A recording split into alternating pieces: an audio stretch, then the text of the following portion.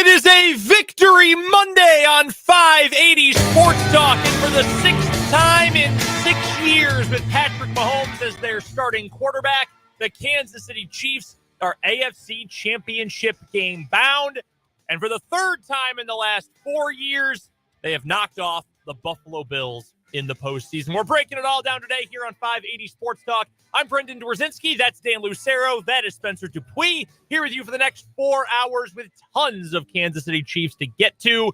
The more things change, the more they stay the same. And no matter what Josh Allen did, no matter what the Bills defensively did in the fourth quarter, in the end, it did not matter because the Chiefs and Patrick Mahomes are inevitable. They beat Buffalo again. We'll get to every element of that game coming up here in this opening hour of the show. The greatness of Patrick Mahomes, the Chiefs' defense, and maybe some teams starting to figure out what Spags' group's biggest weakness is at this juncture of the season. All the good, the bad, and so much more coming up from Chiefs-Bills last night, coming up here in this opening hour of the show. We'll go around the rest of the divisional round as well. Ravens, 49ers, Lions, they all win their divisional round matchup, setting up championship weekend. So we'll get to that in the 3 o'clock hour. We'll also talk to Matt Verderame from Sports Illustrated, our national NFL insider. He will join us on the Fleming Place Wine and Spirits hotline to break down divisional weekend and to look ahead to the conference championship games. Maybe a little coaching search news with Matt as well, where he thinks some of the biggest name available coaches are going to end up. We'll get to a little college hoops from the weekend. KU lost to West Virginia. I had a handful of texts this weekend. I was doing the Washburn games, and I get texts from my wife's family's group chat because her parents are both KU grads and both big KU fans. And a lot of, why do we look this bad? Why is this game this close? Aren't we supposed to be a lot better than them? And then a buddy of mine texted me after the game went final and said, this is the worst loss of Bill Self's career, which I don't know if I agree with entirely, but it's not a good loss by any means, even on the road. So we'll break that down. K-State survived. It wasn't pretty, but they survived. And Arthur Kaluma, pretty important player for this K-State team. We'll get to that coming up today. We've got What Is Wrong With You. We'll hear from Andy Reid. Busy day of 580 Sports Talk headlines. All that and more coming up on 580 Sports Talk over the next 4 hours. Let us know your thoughts on anything we're talking about on the show today. Your thoughts on last night's game as well. Text line number is 785-272-9429. And, of course, you can hit us up in the YouTube comment section as well. 580 Sports Talk on YouTube is where you can find us. Let's get into it. Last night's game, we recapped it live on our 580 Sports Talk YouTube channel, and a lot of positivity out of that game. It was a great game, a fantastic football game that featured both excellent play from both sides and also featured some of the most mind-numbing decisions imaginable based on the situation for both sides as well. Overall, though, I don't know how you can't be overwhelmingly more pleased than displeased with the way that game ended, considering how good the offense looked, considering that the pass defense, and we'll get to the run defense a little bit later, but the pass defense was awesome. They really made things difficult on Josh Allen. Big players made big plays throughout the game. We saw Travis Kelce, who was Spencer's big Chief pick for the week, have his best game since I couldn't even tell you when. Overall, I mean, just a really encouraging game. And again, it's more of the same. The Chiefs have owned the Bills in the postseason when it matters. And while I think Josh Allen played a really strong game, I think Ben Solak of The Ringer put it perfectly today, that it really doesn't matter. Like, Josh Allen did do really well.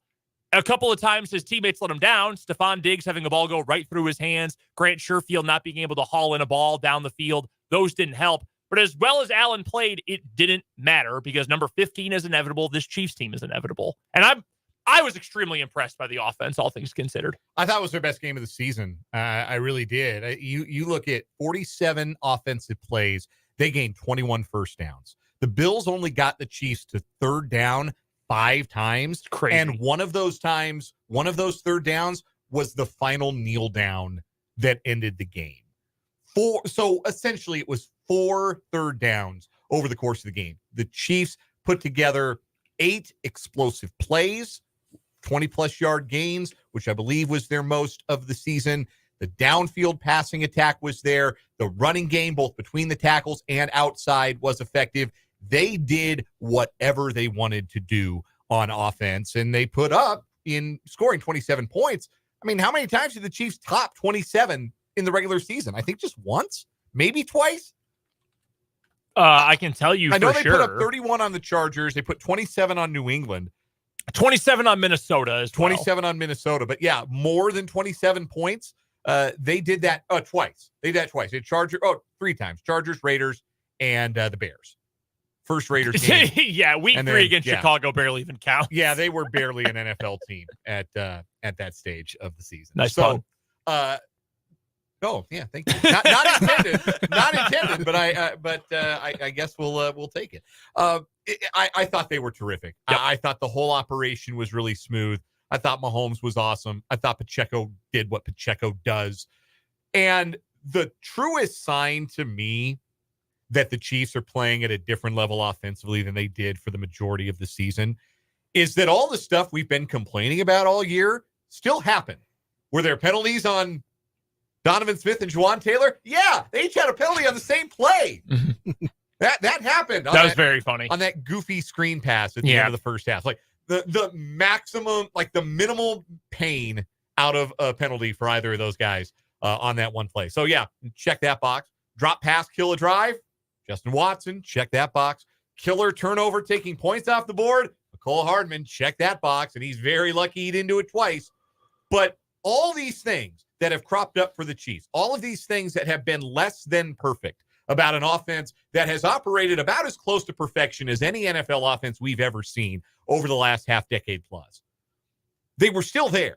They're not perfect, but the biggest difference was they were so good on every other snap that they were able to overcome those mistakes in a way that they really weren't for most of the season. That, to me, is the evidence that this offense is not the offense that we watched for the better part of October and November and December and we're grumbling about and didn't have a good feeling about, and this is Mahomes' worst year, and this is the Chiefs' worst team, and here they are hitting their stride. You kept waiting for it to happen. It has happened at the most opportune time with this team 60 minutes away from another Super Bowl. It really has. And, I said it on the show Friday. I said this might be like, first week new guy to the group, taking Travis Kelce to be the big chief.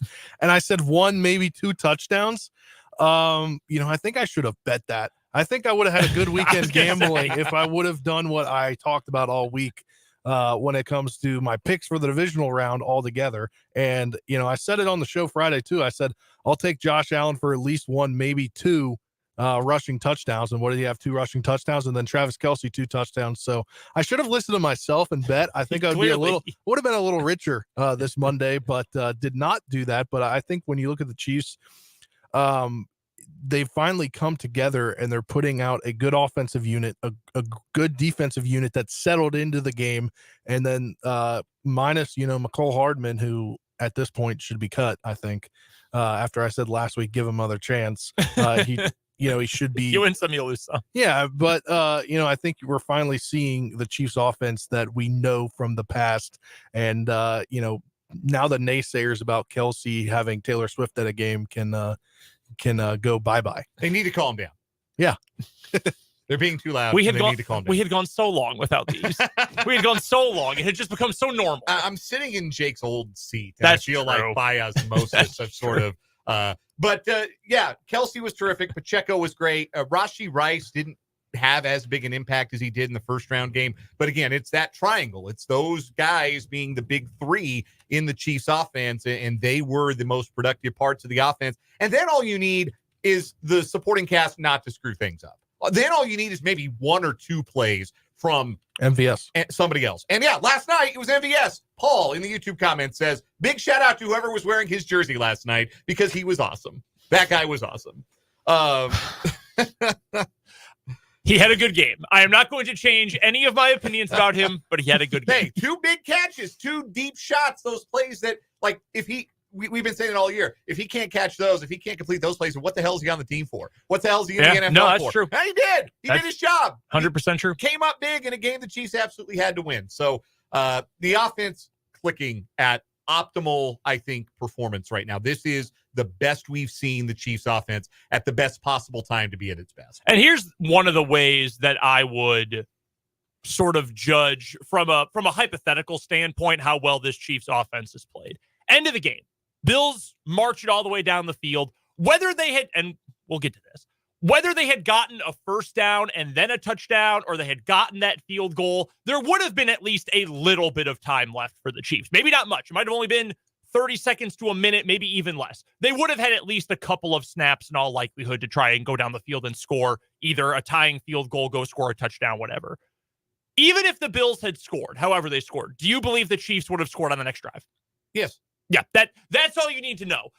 Because in that situation, the Bills, and we have a comment here from Christopher who says, I don't know how his clock management is in all games, but in 2 games against the Chiefs, Sean McDermott's clock management was horrendous. People forget about that first game because, of what happened with Kadarius Toney. I think the Bills, the way they managed the clock was fine if they had ended up. Yeah. It was very provided that they scored, they did it right, but they left themselves no alternative to not scoring. And there's been a lot of talk since then, and freaking Warren Sharp, who's got a very useful website in terms of stats, but his actual football knowledge is like sub-zero, was complaining about, I can't believe they didn't throw the crosser. He was wide open, clearly not understanding how progressions work. Also, if not for Chris Jones making precisely one good play the entire game in that moment, the Bills score a touchdown. The throw was there. Khalil Shakir got open, and Allen had the passing lane. It was that same slot post that Gabe Davis caught for the go-ahead touchdown in the 13 seconds game. The Bills do a lot of that. The Bills pull out a lot of like greatest hits type plays. In this game, they tried to run the exact same basically running back fly to James Cook that scored a touchdown in the first meeting, and the Chiefs were ready for it. But yeah, that play is there for a touchdown, and Chris Jones turned a 3-time Pro Bowl left tackle into a blocking sled. He had spent 58 minutes of that football game getting memed to death on Chiefs Twitter, and he treated Deion Dawkins like a practice dummy on that play and got into Allen's lead leg so that Josh Allen just couldn't finish the throw. That was the one time we noticed Chris Jones. Boy, did we ever notice him. And it goes back to something, and I said it all throughout last season, all throughout the playoff run, throughout the Super Bowl run. When the Chiefs need a defensive play, it's always Chris Jones. It is always Chris Jones. It's always 95. But still, like, even if that had worked, even if they're able to hit Khalil Shakir there and there's a minute 50-ish left when the Chiefs get the ball back, or if they had burned off another minute and either gotten a field goal to go, even if they had made the field goal there. And for Tyler Bass, I feel for him, and wide right. I don't know if you guys heard Kevin Harlan's call on Westwood One. Did not. 30 years after he was there watching the Chiefs lose to the Bills in a playoff game, him getting to call a Bills kicker missed the kick wide right. You could feel the demons being exorcised from Kevin's body on the Westwood One broadcast. But even if they had scored there, why would I believe that the Chiefs, given the potential to call just normal plays and let the offense cook the way it did for 3 quarters, like, there's no reason for me to believe that they wouldn't have scored there. Like, no reason for me to have any sort of doubt that they at least get down the field and have an opportunity to score in the waning moments. The Chiefs were getting guys open all game. A.J. Klein had no chance trying to cover Travis Kelce. I think the Chiefs would have walked it down the field, gotten whatever points they needed to get, had they needed one more drive to either win the game or tie the game, whatever it would have ended up being. They were just clicking on every cylinder offensively. And I have total faith that the offensive line, which held up the entire game, would have continued to hold up, that Kelce or Rice or MVS would have gotten open, that Pacheco would have made guys miss if they'd thrown him the ball, that they would have gotten the yardage they need and gone down and won the game. They would have left Mahomes too much time, and that's if Tyler Bass's field goal hadn't gotten yanked right by the wind. Yeah, and I think it goes back to them being able to get chunk plays from the beginning. I mean, finding Kelce, within the first, few drives down the field, and then you get those 2 chunk plays to MVS and, averaging 7.7 yards a play is huge. And then, Dan, your point in the beginning of the show about, the number of first downs versus the number of plays that they had overall, never getting, only getting into 3rd down 5 total times, really 4 that counted. I think when your offense can do that, that's the Chiefs that from an outsider that didn't cover the team, until last week. That's what I've always known the Chiefs to be when they're in their dynasty moments. I think, too, the fact that the guys that we've asked them to rely on, they relied on again, and that worked offensively. And sometimes it's Occam's razor. Sometimes the best explanation is the simplest one. And right now, your best players outside of Patrick Mahomes, the quote-unquote skill position guys are Kelsey, Pacheco, and Rice. Rice had a couple of big plays. Kelsey had his best game in months, and Isaiah Pacheco was awesome. I wish they had used Pacheco more, specifically in the fourth quarter. Yeah. That is, the Chiefs should use, in games like that with a lead, should use Isaiah Pacheco the way that the Titans, when they were really winning a lot of games within the last few years, the way they used Derrick Henry, which I'm not saying Isaiah Pacheco is Derrick Henry, because Henry is one of the two best running backs of the last 10-ish years in the NFL. It's him and McCaffrey. Two very different kinds of running backs, but like that's your group. And he's been, maybe borderline Hall of Fame case. I'm not saying Pacheco's that guy, but he's a similar kind of runner. You don't want to tackle that guy in the cold. You don't want to have played 55 minutes of defense and then suddenly have to run into number 10 full speed just to try to knock him off kilter. So I would have liked to have seen him get used even more in the run game, but 15 for 97, I mean, what more could you ask for? And a touchdown. What more could you have asked for from Pacheco in that game? So the system works. Keep it simple. Get it to those guys. And if you have to give it to someone else, Noah Gray. Because Noah Gray made a big impact in the game again. Yeah. I've been begging for it all year. Finally. Had 3 receptions on 3 targets. Love it. And we have a text from 785, and our text line is open, 785-272-9429. Let us know your thoughts on last night's game. And this texter does shout out to you, Spencer, welcomes you to Kansas, and shouts you out on your accurate Travis Kelce prediction. Points out that, the game's not really even close if Hardman doesn't fumble or if Shamari Connor just flops on top of Josh Allen's fumble. Yeah. Instead of, I have trouble blaming the guy for trying to scoop and score, but in retrospect, the play on that is to just dive on the ball and make sure you secure rookie the mistake. Possession. And if Dalton Kincaid doesn't make contact with that ball at full stretch, make a great heads-up play, that is probably a scoop and score for Shamari Connor. True.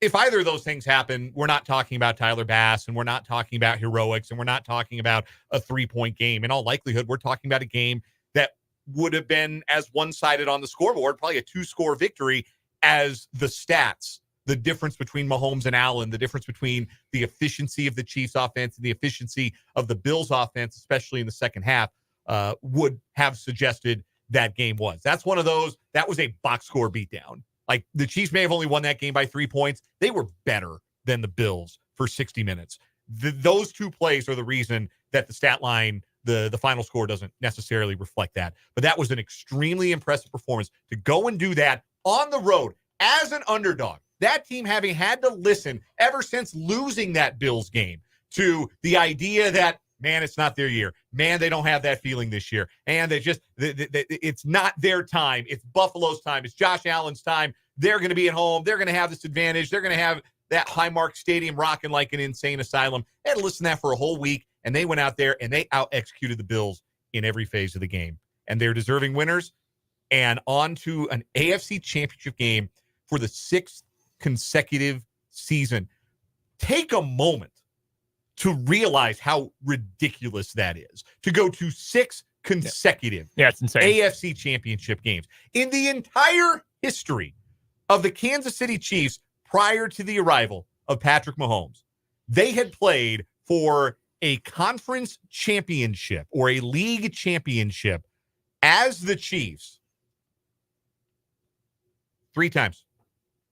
3 times in their history. So it would have been 66, 69, both the AFL years, the AFL championship games, and 93. When they lost to the Bills. Yes. Yeah. That's it. That's 3 incredible. conference championship games. BP before Patrick. 6 in 6 with Patrick Mahomes. It's an incredible accomplishment. One other note, too, because we'll get to a commercial break here, and then we'll talk a little bit more about Mahomes specifically, but you want to talk about out-executing the other team. Your most important pass catchers in the game for the Chiefs. Travis Kelce, 5 catches on 6 targets. Rashee Rice, 4 for 4. Noah Gray, who only ended up with 16 yards, but he got 3 targets for a reason. There were only 23 pass attempts in the game by the Chiefs. They didn't have the ball for all that long. Yeah. Noah Gray got 3 of them. He caught all of them. MVS, the fact that he caught 50% and had 62 yards, that in and of itself is kind of a miracle.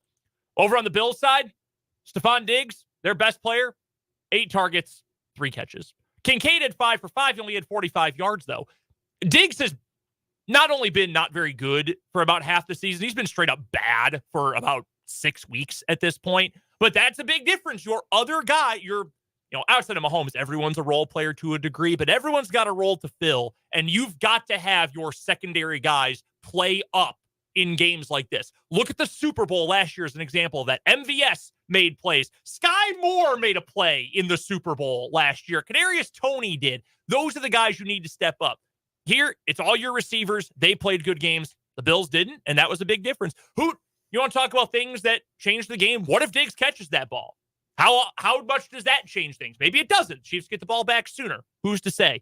But I do think it's interesting and noteworthy that the Chiefs receivers, who have been reviled all year with good reason, they stepped up. The Bills didn't. That was one of your big differences. We'll talk more about Patrick Mahomes coming up on the other side of this break. Plus, while the positivity is good, I am getting a little bit worried about part of the defense. We'll break that down later on this hour here on 580 Sports Talk.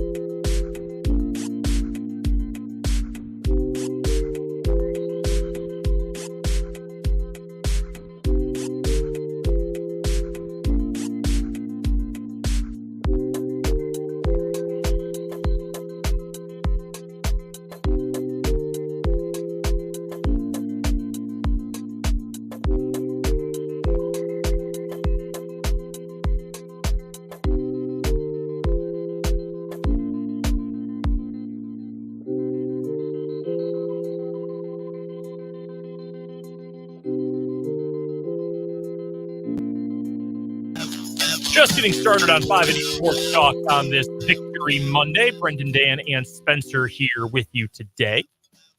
Shout out to the fine folks at Prairie Band Sportsbook, by the way. We had a blast up there on Friday, christening the brand new sportsbook at Prairie Band Casino. Hopefully you went out there and made a little dough. Hopefully you were wise and bet on the Chiefs like we advised. Wow, that's what I did.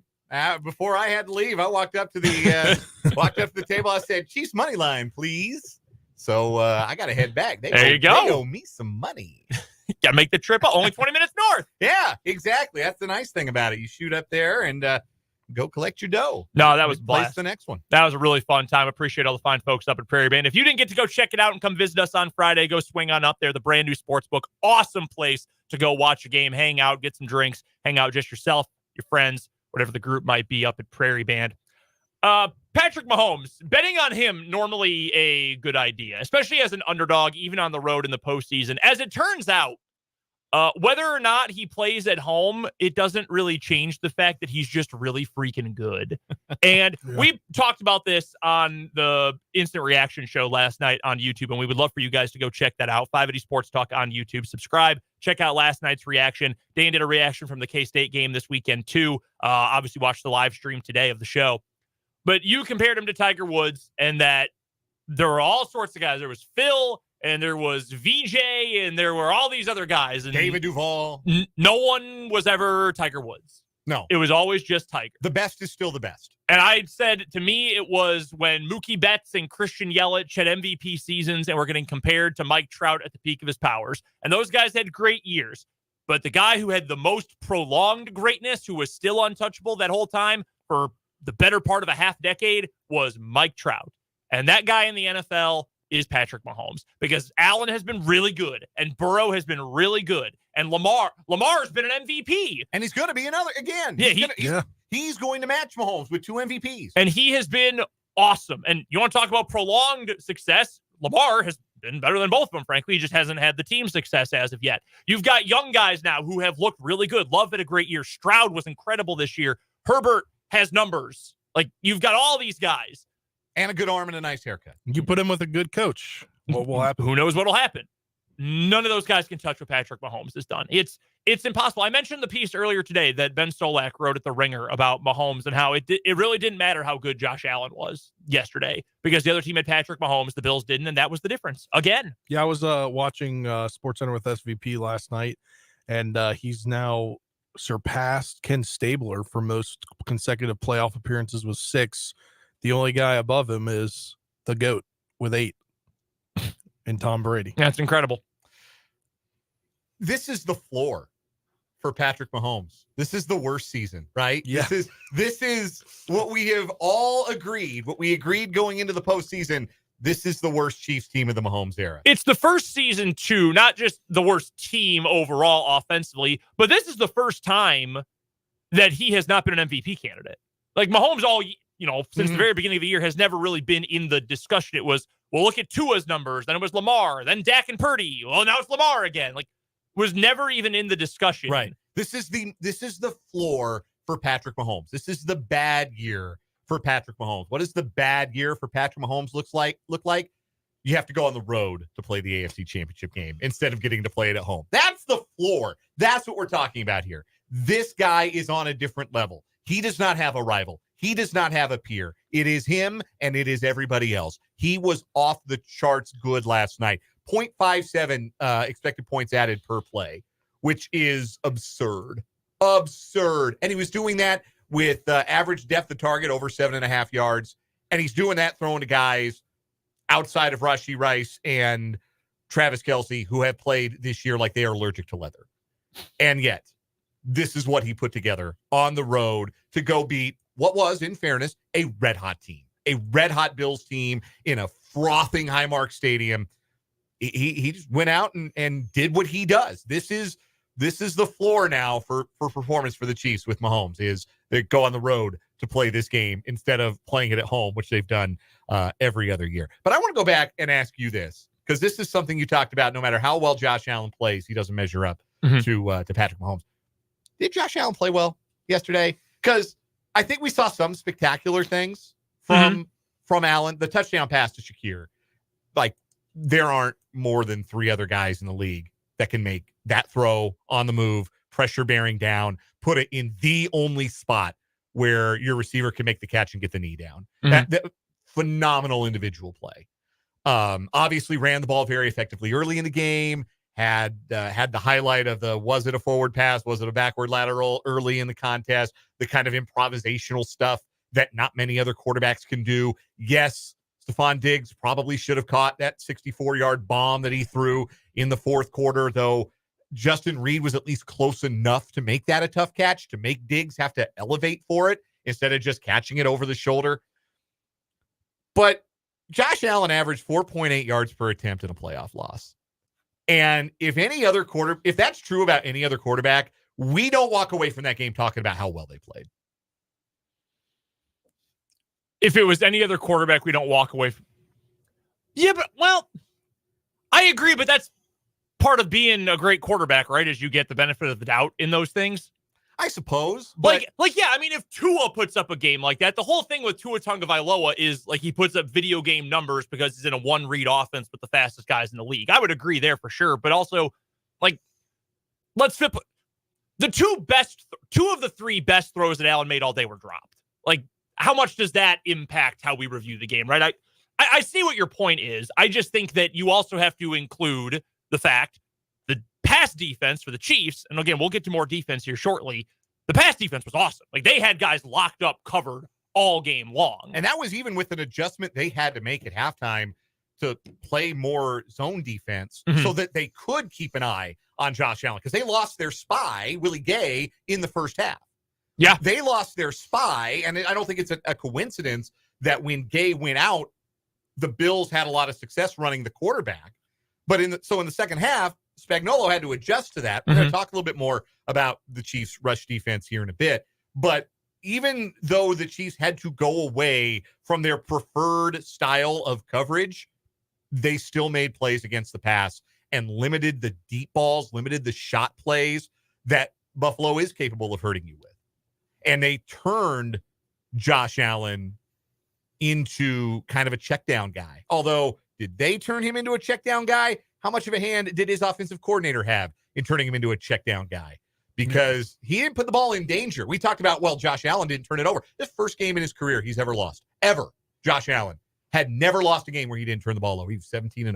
He's 17-1 now. Yeah. We had should turned it over. Yeah, well, should have. We had two of those games this week. We had Allen was 17-0 when not turning it over, then lost. And we had the 49ers were 0-30 when down 5 in the fourth, and now they're 1-30 because they won on Saturday. And we'll touch on that in the 3 o'clock hour today. But I think the impressive thing about what Mahomes did in this game in particular, it's something that every great quarterback can do. You don't have to have volume to be great, and I think that's the difference. The Chiefs barely had the ball in this game. The final time of possession numbers, Chiefs were just under 23 minutes with possession. It didn't even feel that long, because I put this on Twitter. The Bills were running for a lot of the game like the sort of offense I will run playing NCAA 12 on the PS3 when I started Dynasty with KU, and the 2011 KU roster was so bad that all I do is just do halfback dive out of the I formation over and over and over again, eat up the entire clock, and each team gets one possession. Like, that's how I would win in the first year of an NCAA Dynasty. That's what it felt like the Bills were doing, just hammer, hammer, hammer, nothing creative. It didn't have to be creative.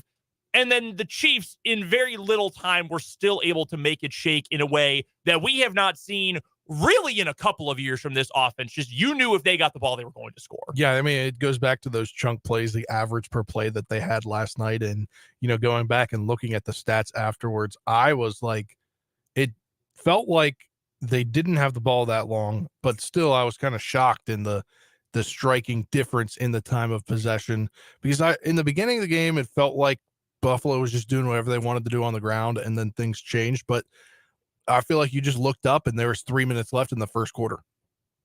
Yeah. No, I think the Bills made the right decision.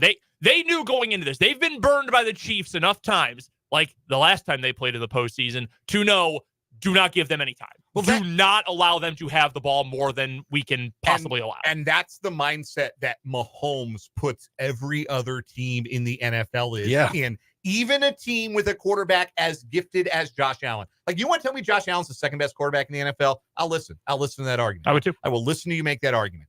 But even the team with the second best guy goes into a game thinking, we can't let that guy have the ball too much. We can't let that guy have too much time. Hell, if any team knows that even the barest thread of time is too much for Patrick Mahomes, it's Sean McDermott and the Bills. But that's what Mahomes does. That's why he's on a different level, because even the team with the second best quarterback in football says, we got to slow it down. We got to grind it out. We can't take shots. We're going to throw behind the line of scrimmage. We have to play keep away, because if this becomes a game with a lot of possessions, that guy's going to beat us. This from Christopher on YouTube says, this really has to be a giant turd in the punch bowl moment for fans of other AFC teams. If they don't beat Patrick Mahomes now, when will it happen other than a one-off now and then? Yeah. I mean, it's a fair point. Yeah.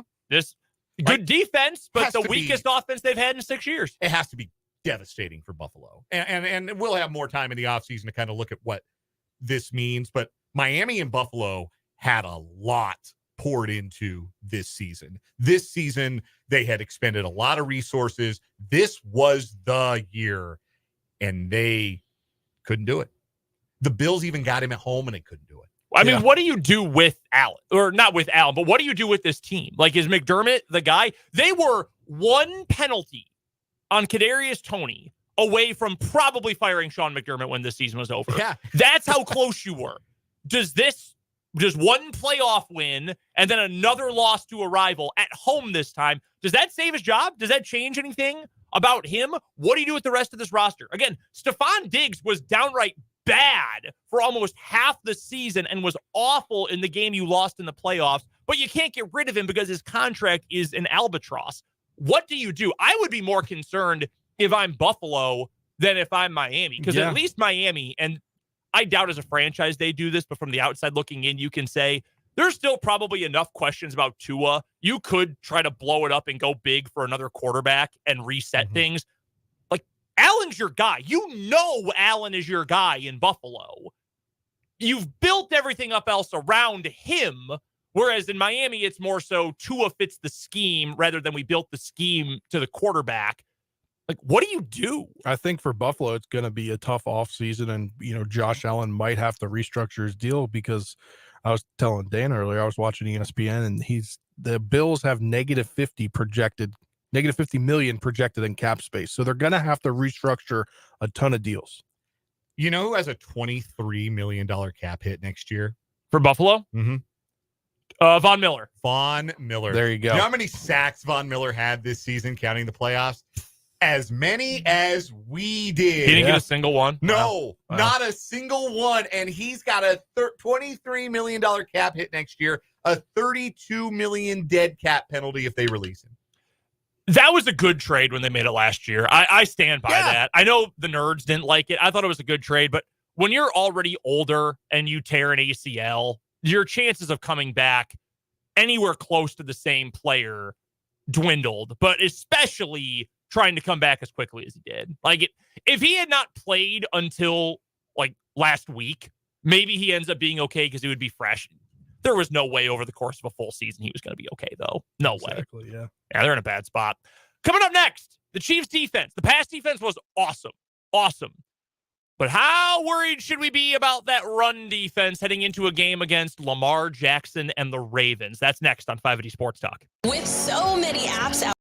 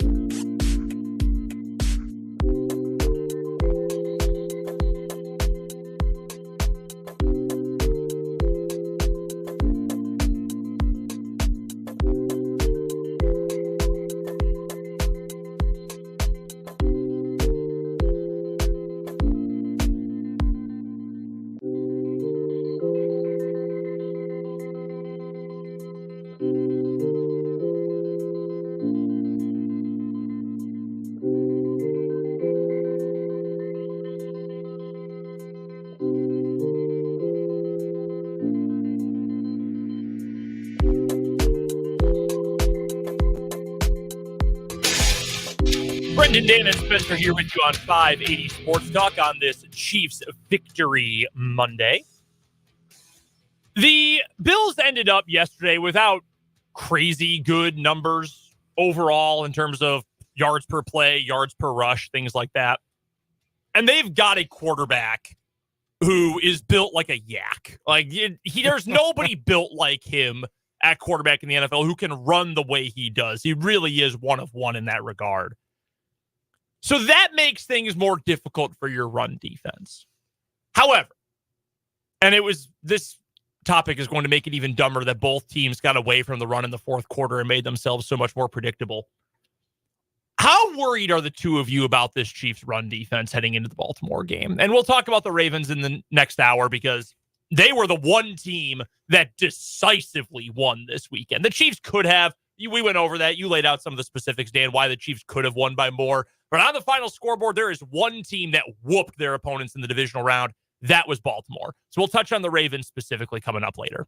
I think Willie Gay is going to be concerning if he's not healthy enough to play Sure. next week. I think that's the biggest key for the Chiefs in trying to stop Lamar. Now, he went on Twitter last night and said he expected to be good for the game, but we'll see because that issue cropped up late in the week. He wasn't on any of the practice reports all week. And then on Saturday, he was listed as questionable. He tried to go and he couldn't.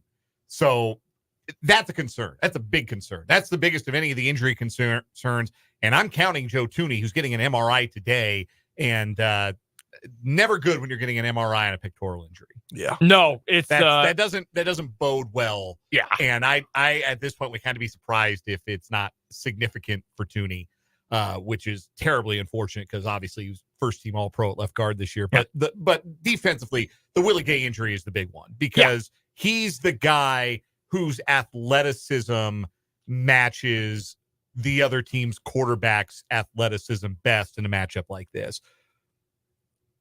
And if he can't go, then the Chiefs are going to have to figure something else out.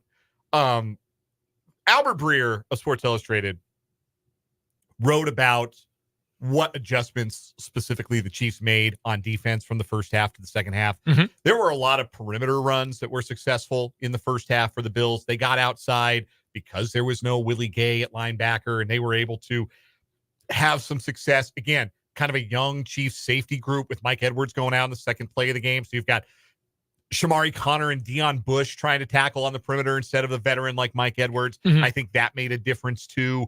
But what the Chiefs did specifically was try and squeeze the plays back to the interior, back inside in the second half, and play more zone defense on the back end so that you have your eyes in the backfield and you can come up and run support a little faster.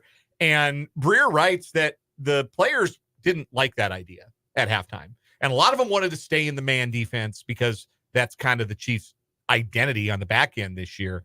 But that's what the tweak was this week. And I think having the in-game experience of making that tweak and seeing it be successful against Buffalo, they're going to have to do, I think, something pretty similar against Baltimore's run game next week. So am I concerned about the Chiefs' rush defense? Like, certainly if Willie Gay can't go, if Derek Nottie can't go, without those two guys, it's not as good.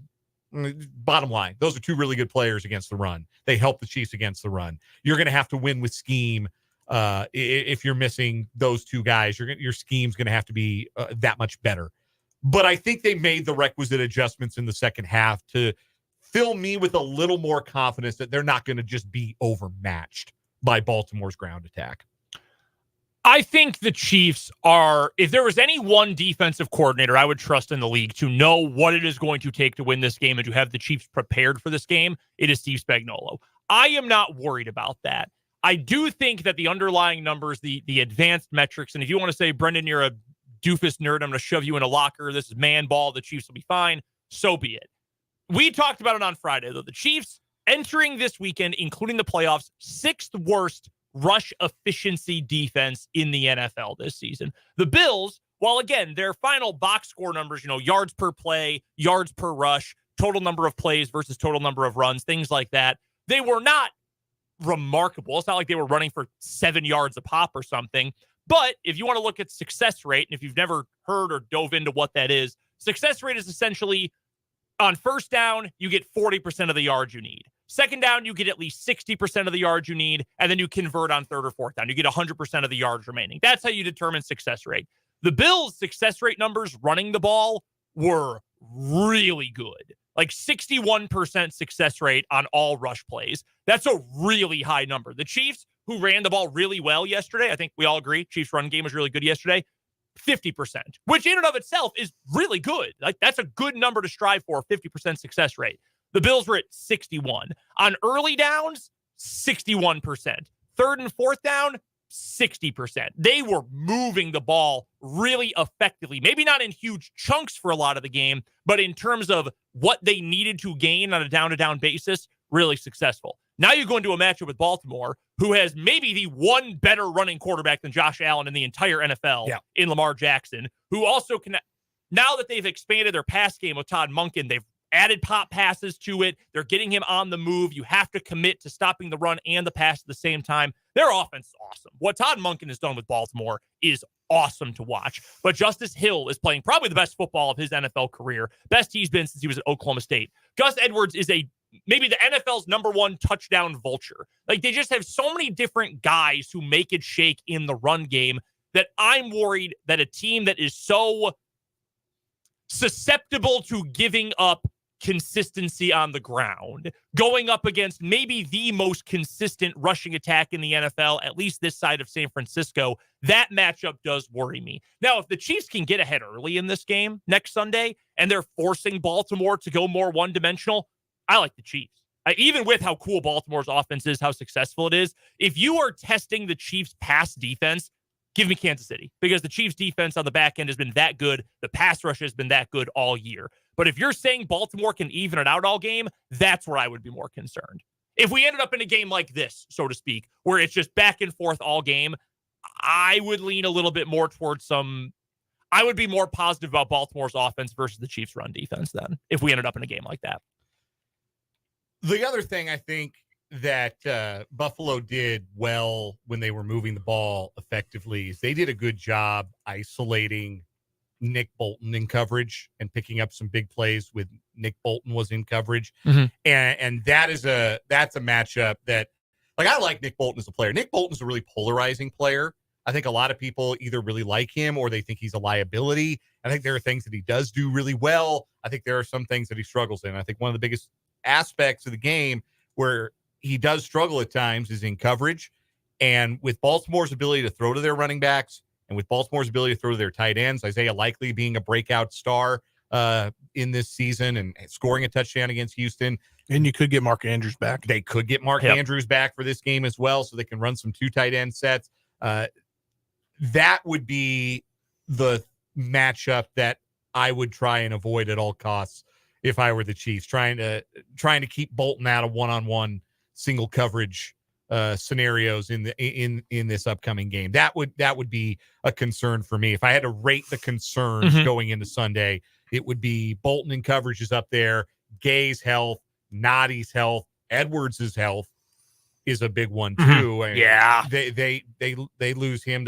But hey, this time of year concussions heal faster. Like, I don't know if you knew that, but concussions heal faster in December and January because we said going into this week, only 2 guys that cleared concussion protocol in a week and got back to play were quarterbacks. And then boom, Taron Johnson cleared concussion protocol. He was out there for the Bills. So concussions. Yeah, you passed those protocols. Mahomes got out of protocol in a week a couple years back after he got concussed in the Browns game. So they're going to be giving Mike Edwards the cognitive tests that are maybe a little easier to get through to get him back out on the field. Real quick before we get to the news, can we give a shout out to the last safety on the depth chart, core special teamer Deion Bush, and what he did, not on defense, but on special teams yesterday? The fake punt, which was very stupid. Let's just get to that right away. That was very dumb that they ran that fake punt to Damar Hamlin, who had played less than 100 snaps all season. No one will expect it, apparently. The Chiefs didn't have 11 guys on the field. They had 10 guys. And still snuffed it out. If you go back and you watch that play, Deion Bush, the moment he stepped on the field, he knew it was coming. He read that thing instantly, and he was the first one in there to blow it up. It was an awesome play by him. And again, it was very, very dumb by Buffalo. We'll go around the rest of the divisional weekend coming up on the other side of the news. Then we'll also talk to Matt Verderame next hour here on 580 Sports Talk.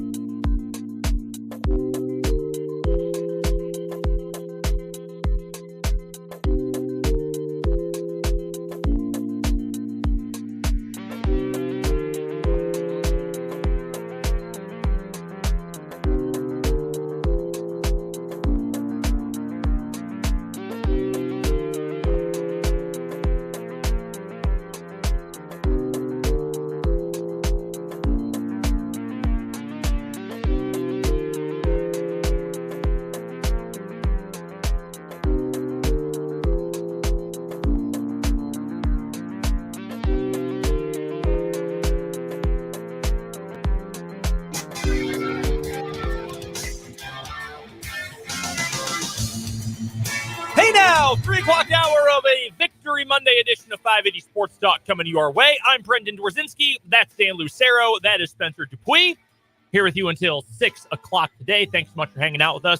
Wherever you are listening or watching, either 580 AM, 104.9 FM, 580WIBW.com, or on YouTube, 580 Sports Talk, the name of our YouTube channel. And assuming that nothing went wrong on the back end of things today, you should be able to find our YouTube stream on our website as well. So if you don't want to go all the way to YouTube, you can cut out the middleman. Just go to 580WIBW.com, and our YouTube stream can be found right in the middle of the homepage. Yeah. We've got updates and recaps from all of the games over the course of the weekend. Dan was at K-State. We'll get to them in the 4 o'clock hour today. They won. That's what matters. And wasn't pretty by any means, but they won. And that is what you had to get out of this weekend against Oklahoma State. KU lost. That sucked. We'll break that down. And look ahead to KU coming up tonight, by the way. My buddy who works for Stats Inc., he's got his own bracketology and game predictions algorithm that he has put together, his own personal website. Guess what he has KU favored by over Cincinnati tonight? The actual spread, for what it's worth, over at I'm looking at one book right now, is KU giving 8.5. Just say your buddy's got half that. I'll go 4.5. I'll go 3.5. 0.3. Whoa. The metrics that, for the first time that I can remember, that I've been aware and into advanced college basketball stats, I've never seen a KU team that is regarded this poorly by advanced numbers They're before. 18th in the Ken Palm. Yeah. 26th in both adjusted offense and adjusted defense. Yeah, it's wild to me to see Kansas keeping company with like 12-7 Michigan State and the worst Gonzaga team in 20 years instead of being in the top 10. It's weird, and I don't like it. Meanwhile, Cincinnati is 33rd in the Ken Palm, which is interesting. And plays really good defense. 22nd in defense, 68th in adjusted offense. By the way, we were texting back and forth. We've shared this before. Fulton, Dan, and I used to get a kick out of looking for the teams with the best offense and worst defense in the country, the best combination of those two. Where are your Denver Pioneers currently sitting? The Pios. They are 67th in the country in adjusted offense and 331st in adjusted defense. Real ball. That's right. That is true hoop right Real there. ball. I was doing some reading today about the Grinnell system. Yeah. I think a D1 team should run it. I agree. I joked about this. I think it's true. DePaul fired their head coach today. Tony Stubblefield got fired. Yes. He needed to be fired. Why not? Why not run the system at DePaul? See, DePaul should be a real program. They're in the Big East in Chicago. Why can't they get players?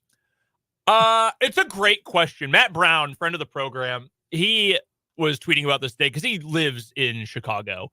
And he was saying, I just don't know how do they penetrate the market? Like, how does anyone think DePaul is cool? I knew, like, as a kid, two people who went to DePaul. They were a married couple, and they were Illinois fans. I knew a handful of kids who went there that I went to high school with, but no one was like, oh, yeah, can't wait to go check out Dave Lighthouse teams. No, no one cares. No one has cared about them since George Mikan was there. Yeah, who's the last, DePaul player you can come up with? Quentin Richardson? Probably. That's the last one I got for you is Q Rich. Mark Aguirre before him, but that was before I was alive. Yeah. I couldn't tell you, man. They have had no one worth the damn at all in a really long time. Yeah, here's your list of All-Americans. 1988, Rod Strickland. That's the most recent All-American DePaul had. He was a third-team All-American according to the UPI. Huh. Yeah, I must be looking at a different list because the last one they've got is Terry Cummings in 1982. Again, was not alive. He was a consensus first teamer.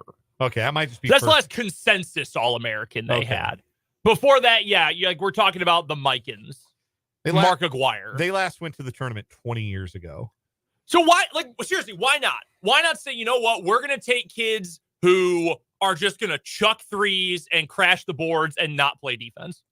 And that's what we're going to do. We're just going to run the system all the time. Like, they're not going to win, but they're not winning now. You might as well at least be What's the entertaining. difference? Yeah. Might as well try to have a kid score 100. Yeah, give somebody a reason to come out and watch you play if you're in that media market and nobody's paying attention to you because the Bulls and the Blackhawks exist. They're not even. Plus Northwestern, Chicago's Big Ten team. DePaul is not even the second best team, the DePaul men that play at Wintrust Arena. Number one is the Chicago Sky, although they're bad again. So number one is the DePaul women. Then it's the Chicago Sky of the WNBA. Then it's the DePaul men. Don't do something stupid. Are they even the best men's college basketball program with a school that starts with DEPAU? I submit that they are not.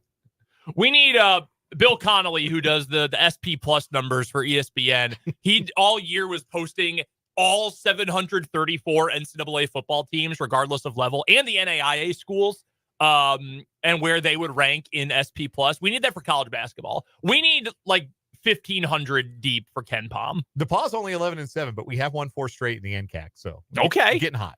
By the way, Denver, in terms of the great offense, awful defense metric, I would rank them number 2 right now behind Wright State, which is 34th in the nation in offense and 345th in defense. Hell yeah. Yeah, Can we get them to play? Yeah, that would, we'd get a game in the hundreds. We absolutely would. I was rewatching the highlights from the game where Jack Taylor scored 138 points at Grinnell. There were a couple possessions where the clock didn't get under 30. The shot clock didn't get under 30 because it was 35-second clock at the time. Incredible. Just sprint down the floor. It's either a layup, a 3, or get back on. Well, they don't play defense. They just get back on the other end of the floor. It's incredible. I hope if a Division I team ever decides to run it, that they also hang banners in their gym that say national scoring leader. You know, I was reading that apparently, what's his name? Arsenault, Coach Arsenault, who started it, never planned on it actually working. He was like, no, we're just going to try to keep kids involved and have kids not quit mid-season. Like, that's the only reason they ran it in the first place. But then they started putting up these insane numbers. Did you also know that Troy once scored 258 points in a game? Against DeVry. DeVry of Atlanta, which no longer has an athletic department. Yes.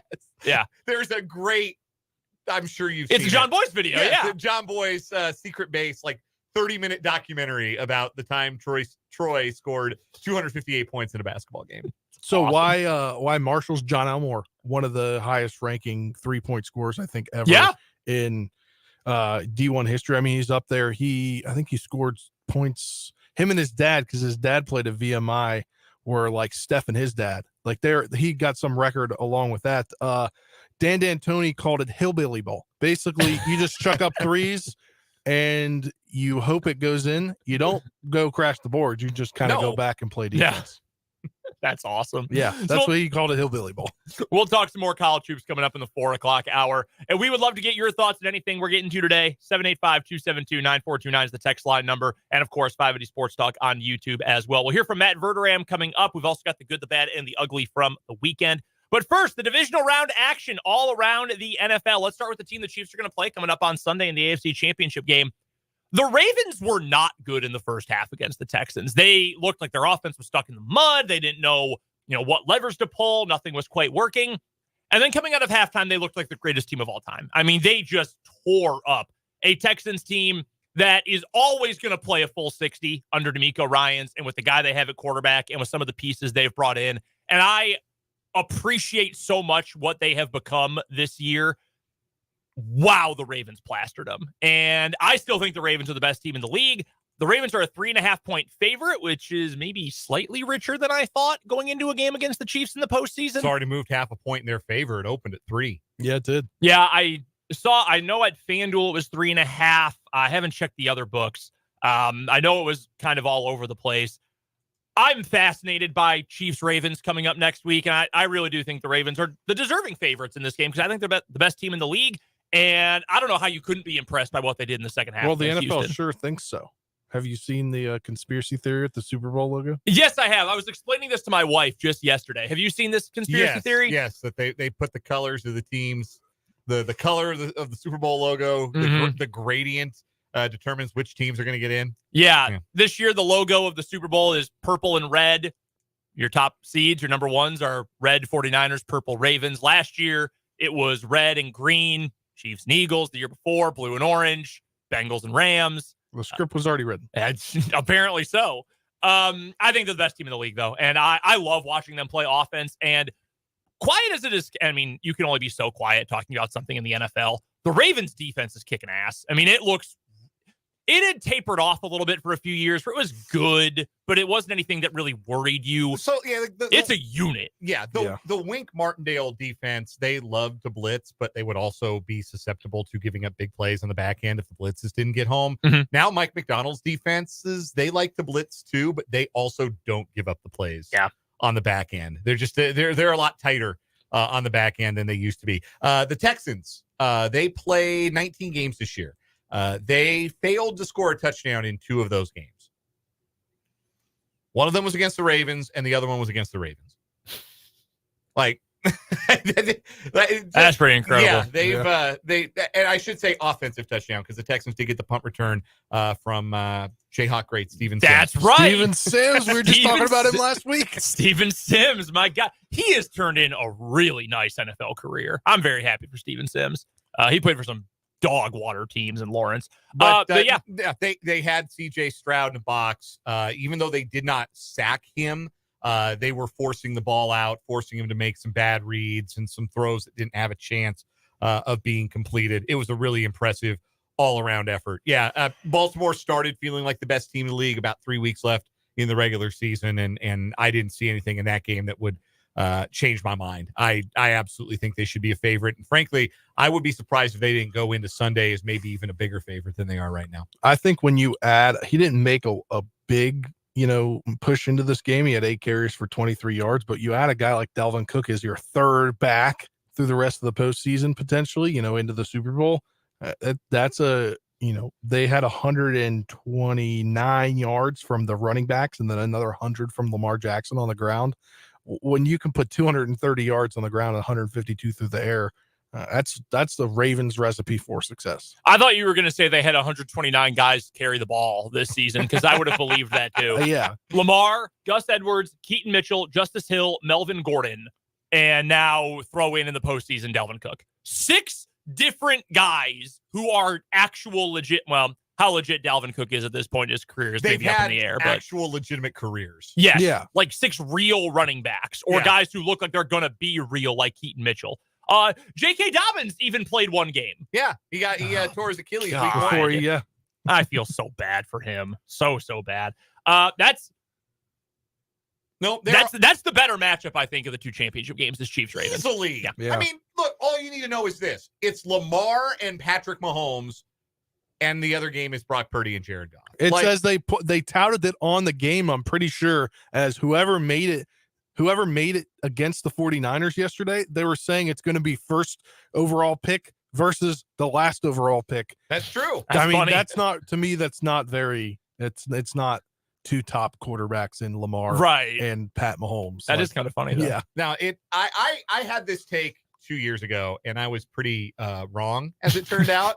But going into Super Bowl 56, like after that was the game, that was the Bengals Rams Super Bowl where Burrow led the comeback and they beat Mahomes at Arrowhead. I said we're gonna see the AFC go on a run where they're just gonna win like 8, 9, 10 straight Super Bowls because they've got all the quarterbacks, and the NFC doesn't have the quarterbacks. And then Matthew Stafford made me look a little bit silly. But I'm running that take back. I was early. I was ahead of my time. I'm running it back. The AFC is going to win a bunch of Super Bowls in a row. The Randall Cunningham of takes. He was just ahead of his time. I was, truly. I do think there are at least, well, no, I mean, just trying to think of it. I've seen a bunch of people doing quarterback tier lists on Twitter today. Quarterbacks in the AFC, and they might not be there right now, but who you could genuinely tell me, I think this is a Super Bowl caliber quarterback in the next 5 years. You've got Mahomes, Lamar, I would believe it, Allen. We've seen Burrow get close. I think CJ Stroud has that kind of capability. Like, that's 5 without even thinking, not even factoring in the talent, albeit no success, of Justin Herbert. Some people are still all in on Trevor Lawrence. Right now in the NFC, who is it? It's Purdy because of the team around him, and that's a team accomplishment. But not a game changer. Like, no, he's not. Let's use Cam Newton's rubric. Okay. Game changers and game managers. Where are the game changers in the NFC? Where are the game-changing quarterbacks in that conference? Is there even one? I don't even know. I think I think there is October Dak. I am very biased in saying this. I think there is one that's on the cusp of it. You need to see more from Jordan Love. 1 year is not enough. Jordan Love played half a season looking like he could become one of those. Yeah, I would say that for sure. But the sample size is too small to say no doubt. Whereas in the AFC, again, Mahomes and Lamar and Josh Allen and Joe Burrow. I think Joe Burrow, despite being the least physically gifted of that group, is in that category. Because again, we haven't seen Allen play for a Super Bowl. We haven't seen Herbert do it. We haven't even seen Lamar do it. He did it as the best player on a team 2 years ago. Who elevates the players around them? Mahomes, definitively. Yes. Josh Allen, definitively. Lamar, definitively. Stroud and Love look like they could enter that conversation. They could be those guys. Like, I think Burrow does. Yes. I give you Burrow. I don't. We just mentioned one NFC guy, though. Yeah. Well, and we can't even say for sure because we have such a small sample size. No, if every month were October, maybe Dak Prescott, he's Mr. October. That's not a good thing to be in football, but he's Mr. October. Jalen Hurts, I don't believe, is that guy. I don't think so. Jared Goff is not that guy. No. Brock Purdy is not that guy. Brock Purdy tries so hard to lose that game on Saturday night, man. He tries so hard. All right, I feel like this is like the Western Conference, Eastern Conference debate in the NBA for the past 10 years. I feel like it's always been Western Conference, and it's AFC. Yeah, the NFL. That is what it looks like right now. I'm trying to think, when was that at its peak, when the Western Conference was just so much better than the East? You had the Laker three-peat, and then you had the Spurs come and win two and three behind that. Golden State Warriors. The Warriors. Well, I guess you extend it out. Yeah, I guess it's longer than I thought, or longer than I realized. But like, you would have like the one really good team in the East, and then the 7 and 8 seeds were winning like 38 games a year, where there were some years where 50 wins weren't enough to get you in the playoffs in the Western Conference. Yeah. It's like the depth of it is what we're really talking about here. There's so much more depth in the AFC, and we could see that coming in, and now it really reflects itself in these championship game matchups. Let's get to the game. You mentioned Brock Purdy here next, because Ravens looked awesome. They're the best team, I think, available. Should they be the number one favorite to win the Super Bowl right now? Yes. Yeah. Okay, I agree. They're not. The betting favorite is San Francisco, which encouraged me to go shop around and place a little sprinkle on the Ravens to win it all yesterday. I got it at plus 220 at MGM. I think they're better than San Francisco is. As for San Francisco, they beat Green Bay, and that game came down to what we talked about so much on this program last week. Sometimes you win because you take advantage of the other team's mistakes and they don't take advantage of yours. The Packers dropped 2 interceptions. Yeah. And Jordan Love made a really bad... He played a great game for 3 quarters and then a pretty bad 4th quarter. And he had a throw behind his receiver that got tipped and picked, and then he had a really bad throw at the end of the game. That was the difference. Yeah. That was the number one difference in that game. And it hurt the Packers to lose Zach Tom, who is awesome at right tackle. That was it. Packers made more mistakes than the Niners. Or rather, both quarterbacks made mistakes. Packers didn't take advantage of the 49ers ones. That's the difference in the game. Everybody got to be right about Brock Purdy on Saturday night. Everybody who says, he's going to be the guy who makes mistakes, he's not the guy you want in a big game situation. He certainly looked that way for the better part of like 48 minutes. And then in the final 6 and change, he led an objectively excellent game-winning drive. He made a great throw that Brandon Ayuk made an unbelievable catch on. I cannot believe Ayuk caught that ball. He had a heads-up scramble on that play down near the goal line that set up McCaffrey's touchdown the next play. Like, it was an objectively good drive. Like, nobody, the dichotomy is not either you think Brock Purdy is the MVP or you think he stinks. Like, there are things that Brock Purdy can do. I think he's a starting quarterback in the NFL, and he made the plays down the stretch in tough weather conditions, getting the ball to his outstanding weapons to go and win that football game. And we'll give him the credit for that. I'll tip the cap to that. But, boy, he spent the first 48 minutes of that game trying to give it away. And we'll see what he does against a worse defense at home. I don't know if the Lions are... I don't think it's a great defense. I think the 49ers... I think it's a bad secondary. I'll go as far as to say that. Even though Detroit is America's team now, I think the 49ers... I don't think the 49ers are going to have a whole lot of trouble with them. I think that's going to be a high-scoring game because I do think the Lions will be able to put up some points. Say what you will about Jared Goff, and it's all been said fairly. He's playing winning football right now. He's looking as good. He's looking better, I think, now than when he was playing those 2 really good years under Sean McVay in Los Angeles. I think he's playing good football. Same thing in the Tampa Bay game as the Green Bay game, I think, although there was a difference in quarterback quality. And I'm a Baker Mayfield fan. I love watching him play, but Baker comes with limitations, and the hard work and the short memory and the fastball velocity off his hand, all those things are good. And I think Baker is a good quarterback. He is always going to always going to struggle throwing over the middle because he's short. It is what it is. He takes risks he doesn't always need to take. Sometimes he hangs onto the ball just a tick too long, and even if it doesn't lead to a sack, it does lead to his guys running into coverage, and then the whole play breaks down. Those are the things, those are the bad that come with the good with him. And there were just too many mistakes late in the game. And when they punted, because the game was going back and forth, they had to punt after a Lions touchdown that put Detroit up by, I think it was 7 at the time. And early in the fourth quarter, the Bucs had to punt. I was on the phone with my dad at the time. I was just calling and catching up with my parents.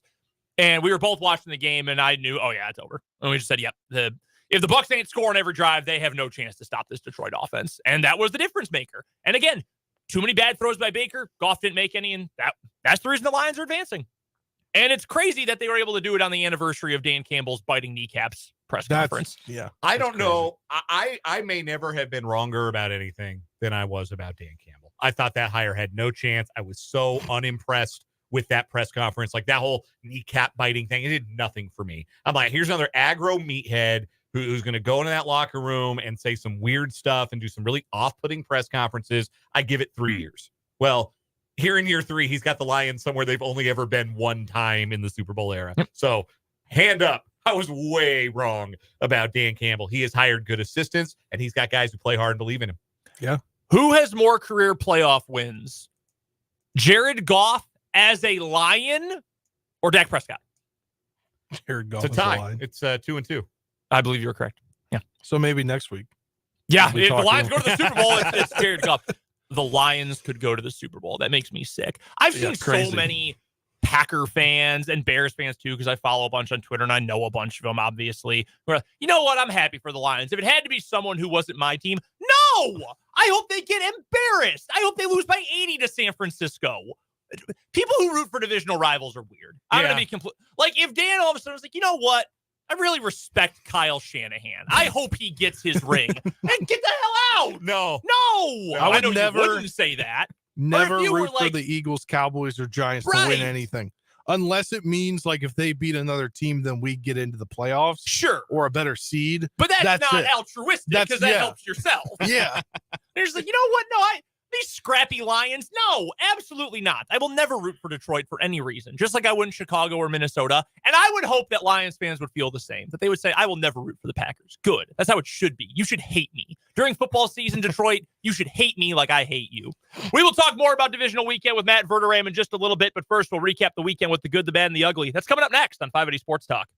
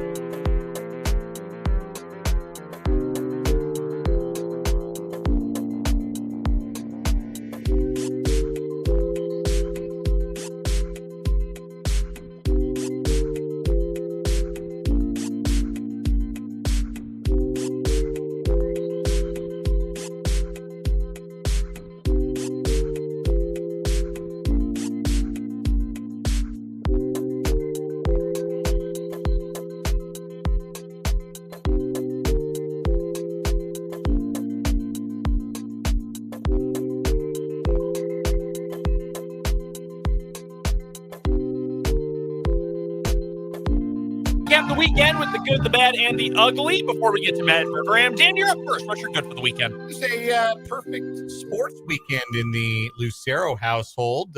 My beloved defending NBA champion Denver Nuggets ending Boston's 20-game home winning streak to start the season on Friday night. Colorado Avalanche picked up a win in Philadelphia on Saturday, and I enjoyed that very much. Liverpool thrashed Bournemouth on Sunday morning. Got to enjoy that. There you go. And then, my wife went to Washburn, but she has always rooted for K-State. She got a K-State basketball win on Saturday, and of course, a Chiefs win Sunday night, and a pair of Washburn wins on Saturday too. So yeah, perfection, sports perfection in Lucero household on the weekend. We appreciated that. Yeah, the good for me takes us to the Washburn weekend. One, the men picked up their third win in a row, and they just continue to look great. The freshmen have been playing out of their minds lately for the men. The women snapped a 3-game losing skid and got their first ranked win of the year. They beat Pitt State by 13.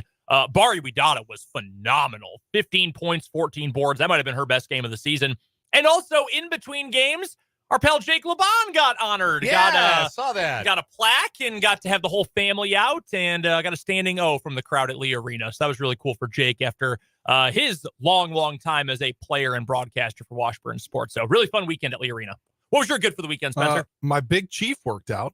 Yeah, that's true. And we talked about this earlier. I said, this is kind of just like a rookie. You pick the best player on the team that's not named Mahomes, because you can't pick Mahomes. Right. So picked him, went 4 for 4 in my picks. Yeah, that's where my good stands right now. Not bad at all. Dan, do you have a bad this week? The bad is the reaction to the court storming, the Ohio State-Iowa game, women's basketball game. Great game, big comeback for Iowa State, for Ohio State rather to win. Ohio State fans storming the floor. One of them, not looking where they were going, ran into Iowa star Caitlin Clark, knocked the wind out of her. Thankfully, she's okay. The fan was okay. But it's not just that two people ran into each other, and that's the reason why they discourage court storming in the first place. I've seen people on Twitter trying to say, well, Caitlin Clark flopped. Caitlin Clark exaggerated the contact. And if you are combing through that video like it's the Zapruder film to try and take a shot at the best women's basketball player in college basketball, you are a gigantic loser, and you need serious help. You need counseling, therapy. Please seek help. Yeah, I agree. I'm 100% there with you. My bad is actually just a sad for this week. Ryan Sandberg, one of the greatest Cubs of all time, announced today that he's undergoing treatment for metastatic prostate cancer. So best wishes to one of the best second basemen of all time, Ryan Sandberg, former MVP 1984, am I not mistaken? Yes, he won MVP. Yeah. So Rhino, though, best wishes to one of the greatest Cubs of all time. Anything bad for you, Spencer? My beloved Capitals can't seem to decide what they want to do. They want to win, then they want to lose and get shut out. So I don't know. They're at the point where they need to decide what to do. They obviously want to get Ovechkin, the career goals mark, but they want to try to put out competitive teams every year, but they're just so mediocre that they need to decide, are they sellers or are they buyers at the trade deadline, because they're going to go out. They're going to play really good for like 3 out of 5 times in a week, and the next week flip that and play bad 3 out of the 5 times. So that's my bad. Nothing ugly for me this weekend. It was pretty decent overall. For you? Ugly. Bills fans throwing snowballs during the play. Like they threw a snowball at Marquez Valdez-Scantling when he's trying to run a route on that corner pass in the end zone that Mahomes missed on the first drive of the game. Like, you're losers. You're just, again, enormous losers. Don't throw snowballs at the. You're a paying customer. Don't throw snowballs at the people you paid to see. You're losers, and I'm glad you lost. You're a city of losers, and I'm glad you lost. Wow. Can you follow that up? Do you have anything ugly? Well, so this is only sports related? It can be anything. Okay, so my ugly is that obviously I just moved here. Had to pick an internet provider. I picked said internet provider. You guys know, I think we've talked about this off the air. I don't want to throw the internet provider. That's a good call. Yeah. Smart. But didn't realize, I've never had this in my time, where you have it's like a data plan, like with your phone. Yeah. It's not you have a certain amount that you go up to, and then you can't. And you were unaware of this? Yeah, until I looked at they also didn't say what they were going to do about giving me the first month free. That's when I figured it out. So the ugly is I might have to pay a bill when I told I wasn't have to pay a bill. And then the also part is that I didn't know that they had a limit on how much internet you can use. Good news is you probably won't hit it. if my experience is anything like yours, you probably won't hit it. Okay, good to know. That's good to know. Matt Verderame joins us next on 580 Sports Talk. I'm Jim Chesko with you.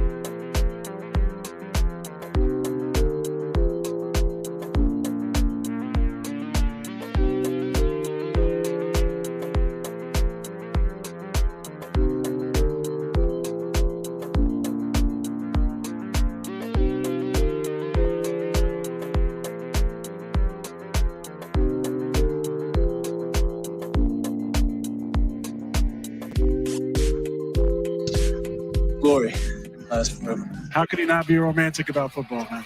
Joining us on the Fleming Place Wine and Spirits Hotline, his name is Matt Verderame. He covers the entire National Football League for Sports Illustrated and SI.com. Go find him on Twitter at Matt Verderame. We appreciate Matt joining us every Monday. Matt, is divisional weekend the best weekend of the NFL season? Considering the caliber of games we get, you get double headers on both days. Is it the best weekend of the year for the NFL?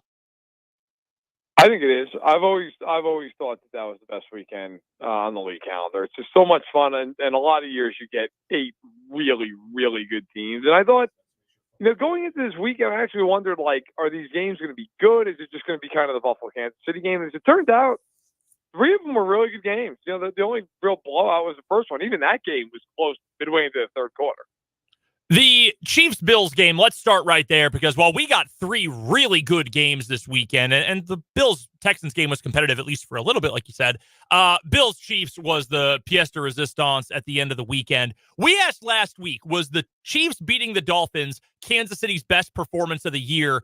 Well, now we got this game against a better team in Buffalo. So I'll ask you the same question, Matt. Was this, all things considered, the best performance of the year for the Chiefs? It was offensively. I don't think overall it was. I think the Dolphins game, that was a demolition. I mean, Miami's lucky they don't lose that by 38 points. So I still think that game, all told, talking all 3 phases, just dominance. That was the best game. But offensively speaking, this game definitely was. And I get it. Look, Buffalo's beat up. That's all fine and well, although they did get a couple of corners back. The Chiefs just rolled up and down the field. I mean, they punted it once. They did whatever they wanted to do. And frankly, they did it with ease. It wasn't, do you know how hard it is in a game to have 5 third downs all game? Did 5 third downs. It's insane. It's impossible. I mean, it's a 3rd and 1 occasionally, like 5. Buffalo, between 3rd and 4th down, the Chiefs had 0 4th downs, by the way, that they attempted to convert. The Bills had 17. Right? So, yeah, and to their credit, they converted half of them. Give them their credit where it's due. But like Kansas City didn't get the 3rd down. They were just rolling. They had 8 explosive plays, being 20 yards or more. The Bills had 0. And ultimately, look, the Chiefs' defense was not good for 3 quarters. But the 4th quarter, they gave up 0 points. The Bills had 3 shots to tie or take the lead. And on 3 drives, 3 and out, missed field goal. Game over. The Chiefs' offense and what they have been able to do, because for a lot of this season, the problem was not moving the ball between the 20s. The Chiefs have actually been pretty decent at that throughout much of the year. But the fact that they were able to finish this time, and the fact that they have now strung together both parts, move the ball and then get it into the end zone, back to, better and better over the last couple of weeks, now at the most important time of year. What does that say about this quarterback, this offense, and frankly, this play caller, too? Well, I think, listen, right now, they've put their cleanest football on tape the last couple weeks. They did have a turnover, obviously, last night. That could have been a killer. They were able to overcome it. And Hardman, I mean, geez, he touched the ball twice. He fumbled twice. Luckily, they recovered one of them. But, they're not making the mistakes that they made all year long. I mean, I thought last night, one thing that went undersold, in my opinion, and really, I think still is even now. I haven't seen much of it this morning, this afternoon. The Chiefs went on the road. Everybody made all kinds of mention of how tough it is to play in Buffalo. And I've been in Buffalo. I've been to games. It is very difficult to hear. It's very loud. The Chiefs did not have one pre-snap penalty. Nothing. They did not have a false start. They did not have a delay game. They were in and out of the huddle on time. They were very crisp. Mahomes was making all of his checks. They did not have any illegal motion. No illegal formation. None of it. Not one thing. The Bills had a delay game. The Chiefs did not have one. And that is also true in the Miami game. And this is a team that, my God, for 16 weeks, it was like they had never seen the sport before. They didn't know how to line up. They were always laid out of the huddle. So something's changed. Now, is that, maybe a little bit of, hey, we're going to pare down some of the verbiage? Is that, hey, we're just going to pare down some of the playbook? Whatever it is, it's worked. I think part of it is, too, they've just said, look, we're going to Rice, Kelsey, and Pacheco, and that's it. We're not going to worry about the rest of this. And it's you can do that now because the season now is so short. You can't do that for 17 games. But now they're doing it. And then to be fair, they're getting contributions from guys like Edwards-Helaire and MVS last night, who I don't know where that came from, but the Chiefs are glad to take. Matt Verderame joining us on the Fleming Place Wine and Spirits Hotline, covers the National Football League for Sports Illustrated and SI.com, and joins us every Monday at this time here on 580 Sports Talk. You can find Matt on Twitter at Matt Verderame. This is now 2 weeks in a row that the Chiefs have not only sent a team into the offseason, as is the nature of the playoffs, but have maybe sent a team into a bit of an uncertain future. We talked a little bit about that with regards to the Dolphins last week and the decisions that they have to make. But Buffalo appears to be in a very ugly place coming up with regards to the salary cap. Josh Allen's cap hit balloons next year. Where do the Bills go from here? Are they in a position where they still have the pieces to make a run, or are they going to have to maybe try and have a retooling year next year to try and consolidate what it's going to look like in the second act of Josh Allen's career? Yeah, look, I want to be clear with this. Josh Allen's window to win a Super Bowl is wide open. The Bills' window with this current group is over. It's done. They will not come back like this next year. They're projected to be somewhere between 40 to 45 million over next year's cap. They have a slew of free agents, whether you want to talk about Micah Hyde, Gabe Davis, Daquan Jones, so on and so forth, most of which are not coming back. They have real decisions to make on guys like Jordan Poyer, who I think is probably gone. Tre'Davious White, who might be gone. Mitch Morse, who I think they'll bring back, but is aging and expensive. Rasul Douglas, maybe they extend him, maybe they let him play out the next year, but he's on the books for $10 million next year. Von Miller's contract is a catastrophe right now. Von Miller cannot play, and they owe him $24 million against Scott next year. I don't know what's going to happen with Stephon Diggs. Stephon Diggs, his last 100-yard game was week 6, and you always know it's Stephon Diggs. There's probably going to be some drama in the offseason, Twitter or whatever it is, that festers. So you wonder with them where they're going to go. Now, that all said, it will be a different team. It will be. Now, I think if you're Buffalo, you got to get a little younger. They're one of the oldest rosters in the NFL. And I think you've probably got to come to the realization that, look, this isn't a fluke. You're not good enough. You've gone to the division round each of the last 4 years, and you've gotten bounced by the Chiefs 3 of those 4 years, and you got bounced by Some days, my active psoriatic arthritis. They're not good enough. They're just flat out not good enough to beat those teams in the playoffs. So next week, it's the Chiefs and the Ravens in the AFC Championship game, and the Ravens pulled away and ended up beating the Texans by 24 points on Saturday afternoon, and they did so by rushing for 229 yards on the ground. Chiefs had a tough time for most of last night getting a hold on Buffalo's ground game. What are they going to have to do to limit Baltimore on the ground? They're going to have to commit resources up front. And they're going to have to take some chances on the back end. Now, that being said, though, I think that's easier to do against the Ravens than it is the Bills. Because one thing with the Bills, Allen is such a threat to beat you with his arm. That, yeah, you want to commit to the run, but you can't overly commit it. You'll get absolutely torched. Now, the Chiefs, in that regard, were excellent defensively last night. I mean, Allen, according to next-gen stats over at the NFL, on throws past the line of scrimmage last night was 10 of 21 for 95 yards. Like, he couldn't do anything. If I'm the Chiefs next week and I'm Steve Spagnuolo, I'm playing a lot of combo coverage where I'm playing zone underneath with the the linebackers. I'm playing man with the corners. And I'm just willing to say, hey, look, if Zay Flowers and Odell Beckham and Rashad Bateman can beat Trent McDuffie and L'Jarius Sneed, go nuts. I don't care. If I'm the Chiefs, I'm trying to eliminate those guys, bracket Andrews on third down, and really keep Jackson in the pocket. I mean, it's a weird thing to say about a team that's second in the league in sacks. I think for the Chiefs, do you really care if you sack Lamar Jackson next week? Like, it's probably more about just, hey, don't let him get out of the pocket. It's not to say that Lamar can't throw, but they're not the passing offense Buffalo is. They're not the passing offense Miami. I mean, they have to run the ball. They have to. If Kansas City can shut them down on early downs, get them into 2nd and 9, 3rd and 7, I think the Chiefs are in great shape, but that's probably the big challenge. And they're going to have to find a way to curtail what is the leading ground game this year. Nobody ran for more yards than the Baltimore Ravens. And Matt, we talked about kind of this Chiefs-Ravens game being the game this week when it comes to either game. And when you look at the NFC Championship with the 49ers and the Lions, it's kind of been pegged as the first overall pick quarterback versus Mr. Irrelevant. How do you see this game, the 49ers and Lions, playing out this weekend? Look, I think of the two games this weekend, this is probably the one I don't want to say more confidence picking, but like you probably feel there's more of an edge, one way or the other. The Niners are the better football team. They're at home. They survived the scare against the Packers. Now, the flip side of that is Purdy was awful in that game. And if you're the Lions, that should give you some confidence to go, hey, look, we can go in there and win this football game. I mean, there's no reason to think that Purdy's going to outplay Goff heads up in this football game. Now, the problem is, if you're the Niners, you're sitting there saying, hey, listen, we can throw on Detroit all day long. We just got to protect. If Detroit's going to win this game, the Lions have to be able to get pressure. Have to. They have to get home.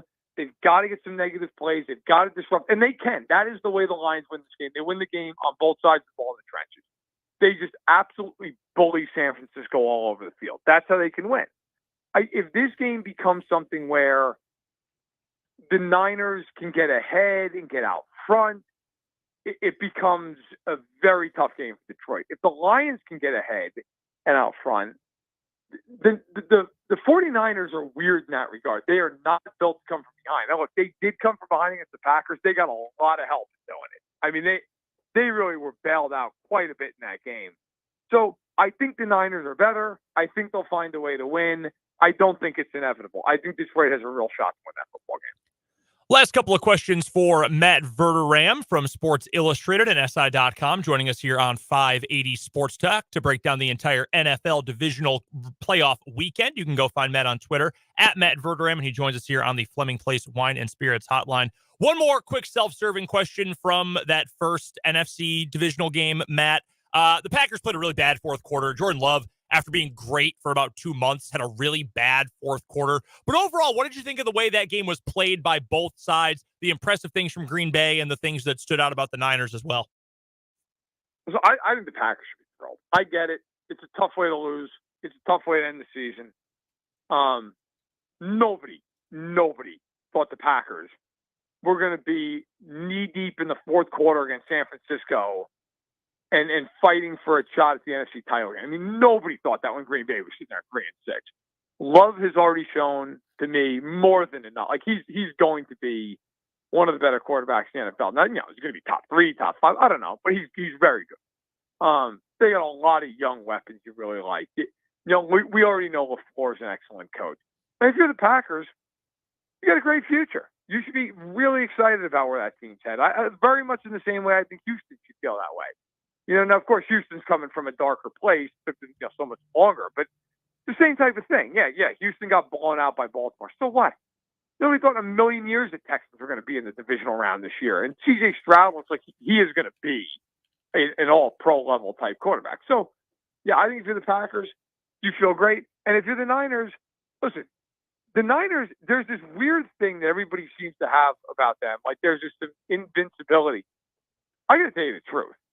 My personal opinion, whoever wins the AFC Championship games wins the Super Bowl. Because I think Baltimore is going to bully San Francisco all over the field if they get there. And if you give me Steve Spagnuolo with 2 weeks to prepare for Purdy, I'd take Kansas City in that football game. Plus, I think the Chiefs can guard them man-on-man. So, look, I think the Niners are a very good team. They certainly could win the Super Bowl, but I think both of the AFC teams are well-equipped and would beat them. All right, Matt, we've got just under a minute here. Wanted to get a quick thought on the coaching carousel from you. We know Bill Belichick has had 2 interviews with Atlanta. Jim Harbaugh is now scheduled to have a second interview with the Chargers. Do you think those are 2 potential, maybe even likely landing spots for maybe the 2 biggest fish in the coaching carousel pond? Yeah, there's been a lot of smoke. Belichick really, Atlanta's been it. So, look, if he feels like they can find the quarterback in the draft, that's a good roster. It's a bad division. It's a division that you got a lot of room to grow, and it's not that inconceivable that if Atlanta got decent quarterback play, can win the division. And then with the Chargers, look, my big thing with them, I understand why Harbaugh would have interest. Certainly understand the other way as well. Are the Chargers going to pay Harbaugh? They have a long-standing history under the Spanos family, dating all the way back to the mid-'80s when they bought the team. They don't spend money on coaches. They just do not do it. It's very rare. Schottenheimer's really the one exception. Will the Chargers spend what is going to be a king's ransom on Harbaugh? If they do, I think he's probably the next coach there. Matt Verderame covers the whole NFL for Sports Illustrated and SI.com. Go check out his work there. You can find him on Twitter as well, at Matt Verderame. We appreciate the time, Matt. Enjoy championship weekend. You got it. Take care. That's Matt Verderame from Sports Illustrated. 4 o'clock hour of 580 Sports Talks coming up after the news. Some days, my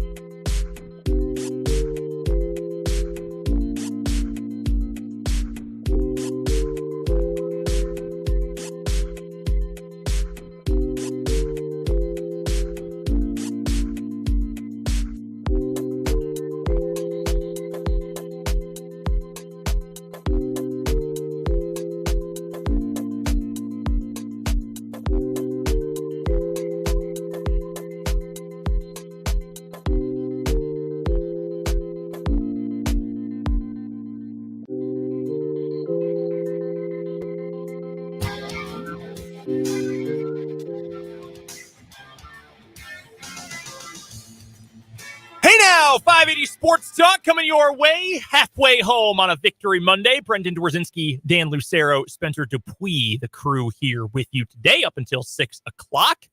We've got plenty of college hoops to get to this hour. We will also hear from Andy Reid.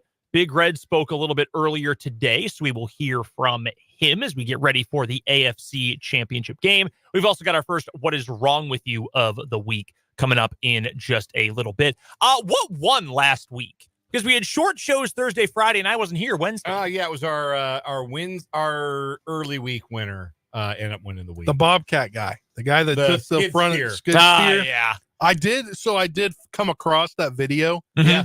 Multiple angles, multiple different angles. That is the craziest thing I've ever seen. Oh, yeah. He also ran into a liquor store or convenience store or something with tore it. up a liquor store, tore up an ATM. Just watching from a different car's point of view on it was hilarious too. Very, very funny. So we will get to today is What Is Wrong With You as well. We're taking your texts. 785-272-9429 is the text line number. You can also find us on YouTube. 580 Sports Talk on YouTube is where you can go. You can also just head to our website, 580wibw.com. And right now, featured right on the front of the website, you can just click on the YouTube link from there. So if you don't want to go and YouTube and got to search, it's right on the website. Or you can go to YouTube and subscribe to us too. We would certainly appreciate that. Appreciate everyone who subscribed over the weekend. Had recap from the K-State game that Dan went to against Oklahoma State. We'll touch on that game here momentarily. Had our instant reaction for the Chiefs game as well. And again, all of that can be found on our YouTube channel. Some big Chiefs news to get to here at the start of this 4 o'clock hour. According to Ian Rappaport of NFL Network, it is a pectoral strain for Joe Thuney, left guard, first team All-Pro left guard for the Kansas City Chiefs. Not a guarantee that he can go against Baltimore, but I mean, if it was a tear, it'd be worst case scenario. A strain you might be able to work with. Yeah, that's the best possible news with an injury like that. That it is just a strain, and a strain is a tear. It's just there's a better tear. Yeah, there's less of a tear than a tear, right? So a complete tear. It's a partial tear, essentially, is what you're working with. So. Certainly more optimism than I had an hour ago that Joe Thuney can play in the AFC Championship game, but we'll see. Offensive linemen are tough. They play through a lot of stuff. Thuney's been super durable and played through some nagging stuff before, but that injury situation, it's in a better spot than you feared probably hearing about the MRI, but it'll still be a challenge. He faces a difficult week ahead to get himself ready. Speaking of playing through some stuff, did you guys see what happened to Frank Ragnow, the center for the Lions this weekend? Yeah, actually, I watched it. Sprained knee and a sprained ankle, missed like 3 plays and came back in the game. Yeah. Football dudes are different. And Dan Campbell's football dudes, extremely different. I saw it and I was like, that's big for them. And then I had gone away from the TV for a few minutes. And I was like, wait, he's back in the game? He's a gamer. By the way, before we get to college hoops, big weekend for high school hoops. TIT wrapping up. Yeah, that's right. TIT in the books. Congratulations to the Grizzlies of Wichita Northwest, the champions. Won a thriller over Highland Park, 64-61 on Saturday to take first place in that event. Third place went to Shawnee Mission North. Fifth place went to Topeka West. Seventh place going to Lawrence. It was a fun week of basketball. We have another fun tournament week coming up, the Capital City Classic being hosted by Seaman, and we'll be there Thursday and Friday for triple header coverage on the Lewis Toyota basketball game of the week this week. Excited for that. Always fun when we get to tournament week. All right, college hoops from the weekend. Let's start with Kansas because that game, that's a bigger deal because K-State at least won its game. Only winning by 1 at home against Oklahoma State. They won by 4. Oh, by 4. I'm sorry. Once they went up by 1 with 11 seconds left or whatever, I just said, okay, this game is over. I'm not worried about it anymore. So my apologies. But they narrowly survived against Oklahoma State. We'll get to that momentarily. The fact that KU lost to West Virginia, even on the road, I think it is time to have some legitimate concerns about this Kansas team. Not about the top end of the talent, not about who the head coach is. This team is not guarding very well defensively. They've got defensive issues that you Not always. It's not every single game. There are these massive, terrible flaws for this team's defense. But when you don't have reserves, when you don't have a bench, and yes, Nick Timberlake gave you 12 points in this game. Great. Yes, Marco Jackson is still your sixth man. Okay, fine. 5-star prospect. But when you don't have reliable depth, especially on the defensive end, or someone who is an elite offensive player, like when they won the national title, and you are bringing Remy Martin off the bench, pretty special kind of guy to have as your sixth man, right? When you don't have that kind of depth, you are having the same guys on the floor constantly who are burning up a lot of energy. And we know it's not easy for this KU team to score. It's not always a struggle, but it's not always easy for this KU team to score either. At any given time, you have two guys out on the floor who aren't scorers. Right. And Dwan Harris gave you 4 points in this game, and he didn't turn the ball over, which is good, but he's got to give you more. It cannot only be Hunter Dickinson, who did not have his best game by any means. It cannot only be Kevin McCullough, who did what he could in this game. It was very reminiscent of some of those January Jalen Wilson games last year, right, where he was doing everything. He shot the ball 14 times, made 10 of them. He had 24 points. He got to the line, shot the ball from deep a little bit. He did what he could, but that's not always the recipe for winning. But it's hard to guard when you've got to expend so much of your energy to make it work on the offensive end, and you're never going to break. And these guys are on the floor the entire game. Yeah, they don't have the one dude who's going to break you down in isolation and get buckets. So they've got to execute a play like every time down. They have to pass the ball into the basket, basically, to score. And it does take a little bit more out of you on the offensive end. And defensively, this felt through one half like one of those classic KU games where Bill Self at the podium after a win would say, water finds its level. Mm-hmm. And it felt like West Virginia came, I think they made 9 of their first 11 threes or 8 of their first 11, something like that. Mm-hmm. And I had the same thought, like, okay, yeah, KU scored 51 points and a half isn't crazy with the talent they have. They shot it pretty well. Furphy came out hot, like 51 points and a half for Kansas. I can see that. 51 points for West Virginia. They're out of their minds. Like, It wasn't just the threes. Like, they were taking and making some tough twos, some mid-rangers. Like, they were on fire. And I fully expected that in the second half, they would come back down to earth. And then they just didn't. Yeah. And some of that was KU didn't make it hard enough. Mm-hmm. A lot of the rotations were not good enough defensively. They didn't make it hard enough. Now, West Virginia still, put on a display of shot making that they are probably not going to better or equal at any point this year. But still made those shots, and you have to make it harder on the other team to score. And there were too many times where it wasn't just, you got to tip your cap, hand in the face, can't defend any better, and they made a tough shot. There were a lot of those for West Virginia, but there weren't enough of them to come away from that feeling like this was just an out-of-character performance for the Jayhawk defense. This is from Derek Johnson, who does radio out in Lawrence, does a great job over there. Here's the number of KU basketball losses to teams outside of the KenPom top 50 this season. 2, UCF and West Virginia, both outside the top 50. Yeah. The last 4 years combined. So 1920 through the start of this year, 0. Had not had one in the previous 4 years. The last time that KU lost 2 of those such games, 2018, 2019. We remember that team. That was Dedrick Lawson. Mm-hmm. That was an entire year of trying to make it work with Quentin Grimes, and it just never clicked. Charlie Moore. Yeah, Chuck Moore getting real. KJ Lawson, the other Lawson brother. Lots of LaGerald Vick minutes until he was no longer on the team. Yeah, 2 weeks of LaGerald Vick being the greatest player in the history of college basketball, and then going full LaGerald Vick after that. Yeah, and then not making it out of the season. That was the year when Cartier-Jara for K-State dunked on KU, and that became like K-State's branding for the next 18 months was that one dunk. It was a sick dunk. Like, yes. I get it. No, it's still the pregame montage. It should be forever. Yeah, it should be for all time. Like, that was not an especially pleasant year. That's the kind of, when you start bringing up those seasons, and if you're a KU fan, you're so spoiled. Like, that team was a 4 seed. That team still got 2 higher seeded games in the opening weekend of the NCAA tournament. Had to go to Salt Lake City, but was the higher seed for 2 NCAA tournament games before being thrashed by Auburn. But you remember that year and thought, this feels a little off. Like, it didn't have the same kind of feel as the previous two teams, or certainly the 2020 or 2022 teams had. It just felt like this ain't one of the best. Talent-wise, this team is up there for KU. But if you're not able to guard because you're just burned up on the other end of the floor and not getting a breather, it's going to be hard to survive Big 12 play. We're not even close to halfway through the Big 12. We're not even a third of the way through the Big 12 yet. And it's just going to be like this year in the league. There are going to be a lot of games like this, a lot of games that stand out as upsets. It's hard to win on the road in an average year. And this year, it's been harder than usual to win on the road.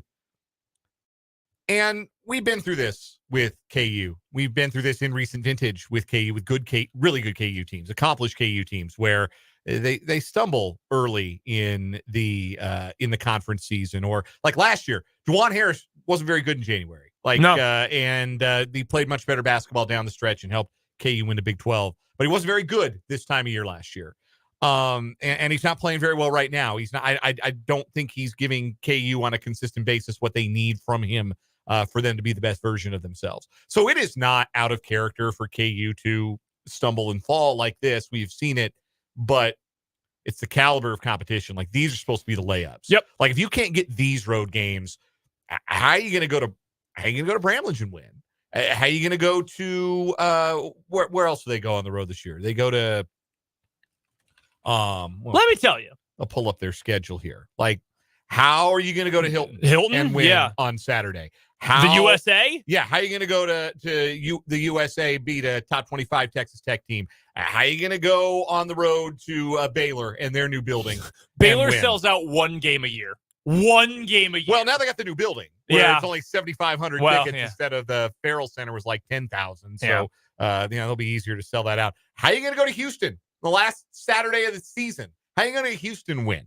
Like, if you can't go to West Virginia and UCF to win, how are you going to win any of these other much tougher road games? So that's the cause for concern. Although I will say, in both of those road games, any game KU holds an opponent to 65, I think they would win. Any game Kansas scores 85, I would think they would win. And they lost both of those games. And maybe it's just strange outliers. I would like to bring up a couple of things. One, there were a number of players that KU was going after out of the portal this year, and they ended up with Timberlake and Hunter Dickinson was the biggest. And Timberlake probably had his best game as a Jayhawk. Yeah, he probably did. But the Arterio Morris situation, and we don't need to relitigate bringing him in the first place. It was a mistake. I wish KU hadn't done it. And I said that on the air. That's not like revisionist history. I didn't like bringing in Arterio Morris, given what he was going through in the courts anyway when KU brought him in. Then for him to not even be on the team, that feels like the major reason why this KU team does not. It doesn't feel whole. They're short a guy. Yeah, they are obviously short a guy, and they picked the wrong guy to be that guy. And I look at someone who was another transfer who, by all accounts, according to Michael Swain and his writing at 24/7, according to other people who cover KU, Harrison Ingram, who had been at Stanford, who by all accounts was done to KU. All he needed was the scholarship offer, and he was locked into KU. And KU dragged its feet because it thought it had Morris, or it thought it could get someone else, or it was trying to work out the stuff with Dickinson, yada, yada. And then it was, okay, well, finally, we'll bring you in for a visit. Like, yeah, sure, come in. Like, we'd like to have you. And it trended like he was going to commit. And then again, KU started to drag its feet. North Carolina said, no, you're in. You're a starter right away. Let's go. Started every game for North Carolina, 12.5 points. He's shooting 41% from three. Do you think a guy who shoots 41% from three, who stands at 6'7", 235, you think that'd be useful for this KU team? Yeah, extremely. You think it'd be useful if you were getting this version of Johnny Furphy and that was your six man? Yes. Hell, if Ingram was your six man. Yeah. That's the frustrating thing, and it's frustrating because it could have been avoided, but it is what it is at this point. KU in action against Cincinnati tonight. Jayhawks are favored by 8.5. That feels like a reputation spread more than in actuality kind of spread. It might be Cincinnati's never been on a big Monday stage at Allen Fieldhouse before spread as well. That's also possible. That might be the biggest factor here. Yeah. Let's shift gears. Let's do it. K-State. They beat Oklahoma State 70-66 on Saturday night. I was at Bramlage. Big day at Bramlage. Student section turned out. They turned out for the women who beat KU in the Sunflower Showdown. Disappointing that the big showdown between Aoka Lee and twin Jackson never materialized because Lee's hurt and then Jackson got hurt for KU early. It's a bummer that never materialized, but good gritty win for the K-State women. Big crowd for that game, and then I think a lot of the students just kind of hung around and went right back in the building for the night game. So great atmosphere at Bramlage for this one. Good. And Oklahoma State played exactly the game. Like I said this on the recap video on our YouTube 580 Sports Talk, that every one of Mike Boynton's wins at Oklahoma State feels exactly the same. Like there is a method, there is a way that Oklahoma State wins. They muddy a game up, they make it ugly, they make it hard for you to score. They just kind of keep you at arm's length and frustrate you for 40 minutes. And for 35 minutes, that was kind of game. Like if not for Arthur Kaluma being awesome, because he was great on Saturday, Oklahoma State might have been up double digits for the bulk of this game and maybe even won it comfortably. But K-State's greatest strength continues to be their poise and composure in close games. And in the final 2 minutes when it got close, that was the difference. That K-State believed they were going to win and Oklahoma State panicked. K-State ran and executed a baseline out of bounds play right out of Bill Self's playbook to get Cam Carter the go-ahead tip in, and Oklahoma State on the other end. I don't know what the heck kind of offensive set they were trying to run, and ended up a guy dribbling like through the paint, and he fumbled the ball away, and they never got a shot to try and retake the lead. Bryce Thompson airballed a free throw with 1:28 left that would have tied the game. Like, that's the difference. Oh, Bryce. That's the difference. Yeah. K-State believes, they have total and utter conviction that if they stay the course and they play 40 minutes of basketball, 45 a lot of times this year, they're going to find a way to win. And Oklahoma State doesn't have that. That's why they're 0-6 in games decided by 5 points or less. That's why Mike Boynton is going to be a very well-compensated assistant coach at a Power 5 program next year, because it's over for him at Oklahoma State. So it has to be. Yeah. 0-5. They're the only winless team in the league. Yeah. At this stage. So K-State gets a big win, and it's going to get a lot harder. We detailed this when we were talking last week. It's going to get a lot harder for K-State from here. They have been fortunate the schedule broke the way it did to get UCF at home as your first game, to get as one of your first road games, West Virginia, just as they're starting to put the pieces together, to get Oklahoma State at home early. They're one missed traveling call on Joe Toussaint away from being 5-0 in the league, but they're 4-1. That's a great start. It gets harder from here, but they've banked enough equity now that their ideal of making the NCAA tournament, it gets more and more realistic every single time. You have to stack wins because there are going to be losses in this remaining stretch for K-State, which is now 13 more games in league play. Yeah. There will be games where they're not going to have it, whether it's at home, on the road. That happens in the Big 12, and they are probably going to pull off an upset over a Baylor that K-State can beat KU at home this year without a doubt. Right now, they should probably be favored in a game if you were to put them out in Bramlage Coliseum today, and they will probably lose a game they should not lose. Like, they might lose to, I don't know, give me anyone on their schedule who they should be. Lose to Cincinnati. Lose to Cincinnati. Boom. And whoa, really? I mean, Cincinnati's okay, but like that's just what happens in this league. Getting as many of the gimmies as you can is a big deal. And you can say, if you are a K-State hater or you are just pessimistic about your favorite team, whatever, you can say, hey, look, I still don't believe. I have too many concerns about Tyler Perry playing hero ball, and we go to isolation for Perry too much in the crunch time. I still have some worries because I've got friends from Omaha, and I don't know that Arthur Kaluma can do this for a full season. I'm just pessimistic. Okay, fine. Here's the facts of the matter, though. You've got these games. These are in the bank. You are not losing these. This is like you're playing the old Who Wants to Be a Millionaire? You hit $32,000. Even if you get two more right and lose, you've got $32,000 bank. That's a pretty good haul, right? Yeah. That's a pretty good sum to go home with. That's what K-State is doing right now. They could go 5-8 the rest of the way in league play, which would objectively not be very good, but gets them to 9-9 overall in the league. And 9-9 overall in the Big 12 is sending you to the NCAA tournament. With a win over a Baylor team that, although they lost again this weekend, I think is going to be counted as a very quality win by the end of the year. Now, unfortunately for Kansas State, their non-conference schedule is starting to look worse in retrospect. Yeah. USC lost they stink. The freshman who was really good in that first game. Oh gosh, I can't come up with his name off the top of my head now. I know who you're talking about. Yeah, the number one freshman in the country. Was that Ellis? No, that's it's Boogie not. Ellis. Collier. Isaiah Collier. Yeah. I knew it was Isaiah something. Isaiah Collier. They lost him, and they're wretched. Like Yeah, they USC. stink. USC stinks. Miami right now not playing very good basketball. Those two in Nebraska were K-State's non-conference losses, and I think Nebraska's the higher of those three teams in the Ken Pom right now. Providence lost Bryce Hopkins for the season. That was K-State's signature non-conference win, and that's getting worse in retrospect. So their resume is going to need some help. They're going to need another big win. They can't just, pick off Oklahoma State and Cincinnati and all the other unranked teams. They're probably going to need at least one more top 25 win or two more top 25 wins in the conference. But they're a tough-minded team, and they're hard to beat at home. Why couldn't they get one or two more of those if somebody comes to Bramlage? Dan, to your point about the schedule upcoming, I mean, it was a 4-point win this past weekend over Oklahoma State. When they have to go to Oklahoma State, that could be a tough one. Yeah, maybe there's something in that matchup that's difficult. But I mean, looking at this schedule, the potential, like BYU, will they be ranked in mid-February? I don't know, but that's a quality win. You get two cracks at them. They're currently a ranked team. Again, I think it is very possible for K-State to beat KU at Bramlage Coliseum right now. Yeah. That's going to be a ranked win. I don't know. It's still January, so we're still in TJ Otzelberger's wheelhouse. But like, would you be shocked if K-State won at Hilton? It depends on if Taman Lipsey plays. Okay, fair enough. If Taman Lipsey doesn't play Wednesday night, he didn't play Saturday. If he doesn't play Wednesday night, I don't think Iowa State is quite as good. They did go to TCU and win, which is a good win without, I think Lipsey's their best guy. But TCU turned the ball over 978 times. Mm-hmm.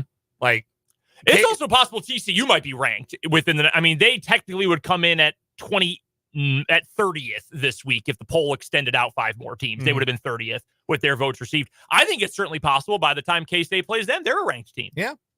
The opportunities are going to be there. That's the one thing about playing in this conference. If you are competitive, if you've got the guys to compete, and I think we all agree K-State's got the guys to compete, right? Based on their head coach and their top 3 in their roster at the very least, plus some depth that's getting better and better, especially those young guys. You are going to get chances to have quality wins. If you can get to 9-9 in this league, you're winning. You're a tournament team. Yeah, no doubt in my mind. Especially with games against Iowa State and 2 against KU and Houston and TCU. BYU, you've got all sorts of opportunities. It's all out there for K-State right now. Let's get to a break. We've got What Is Wrong With You coming up next, and we'll hear from Andy Reid later on this hour here on 580 Sports Talk. Retired or retired?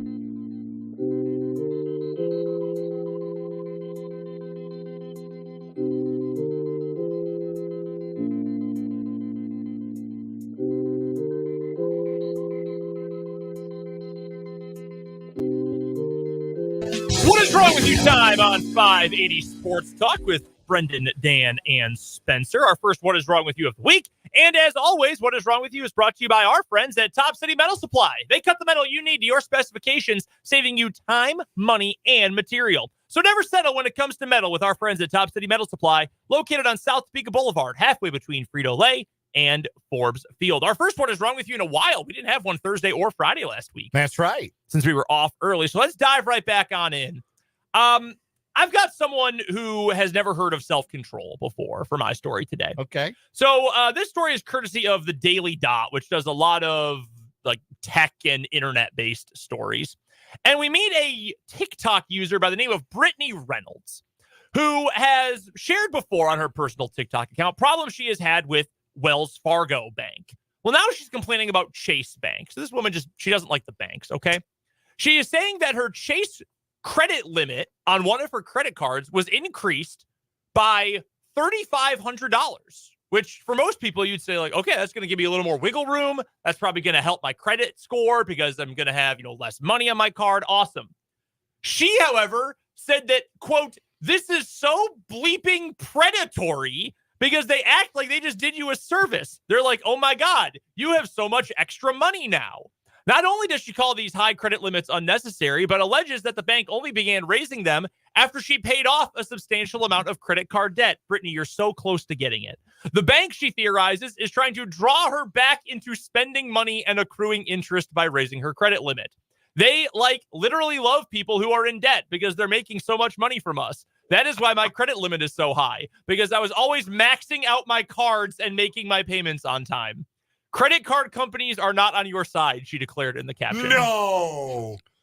Wow. We got a real Sherlock Holmes here on the case. This woman just found out how banks work. Yeah. I'm very impressed.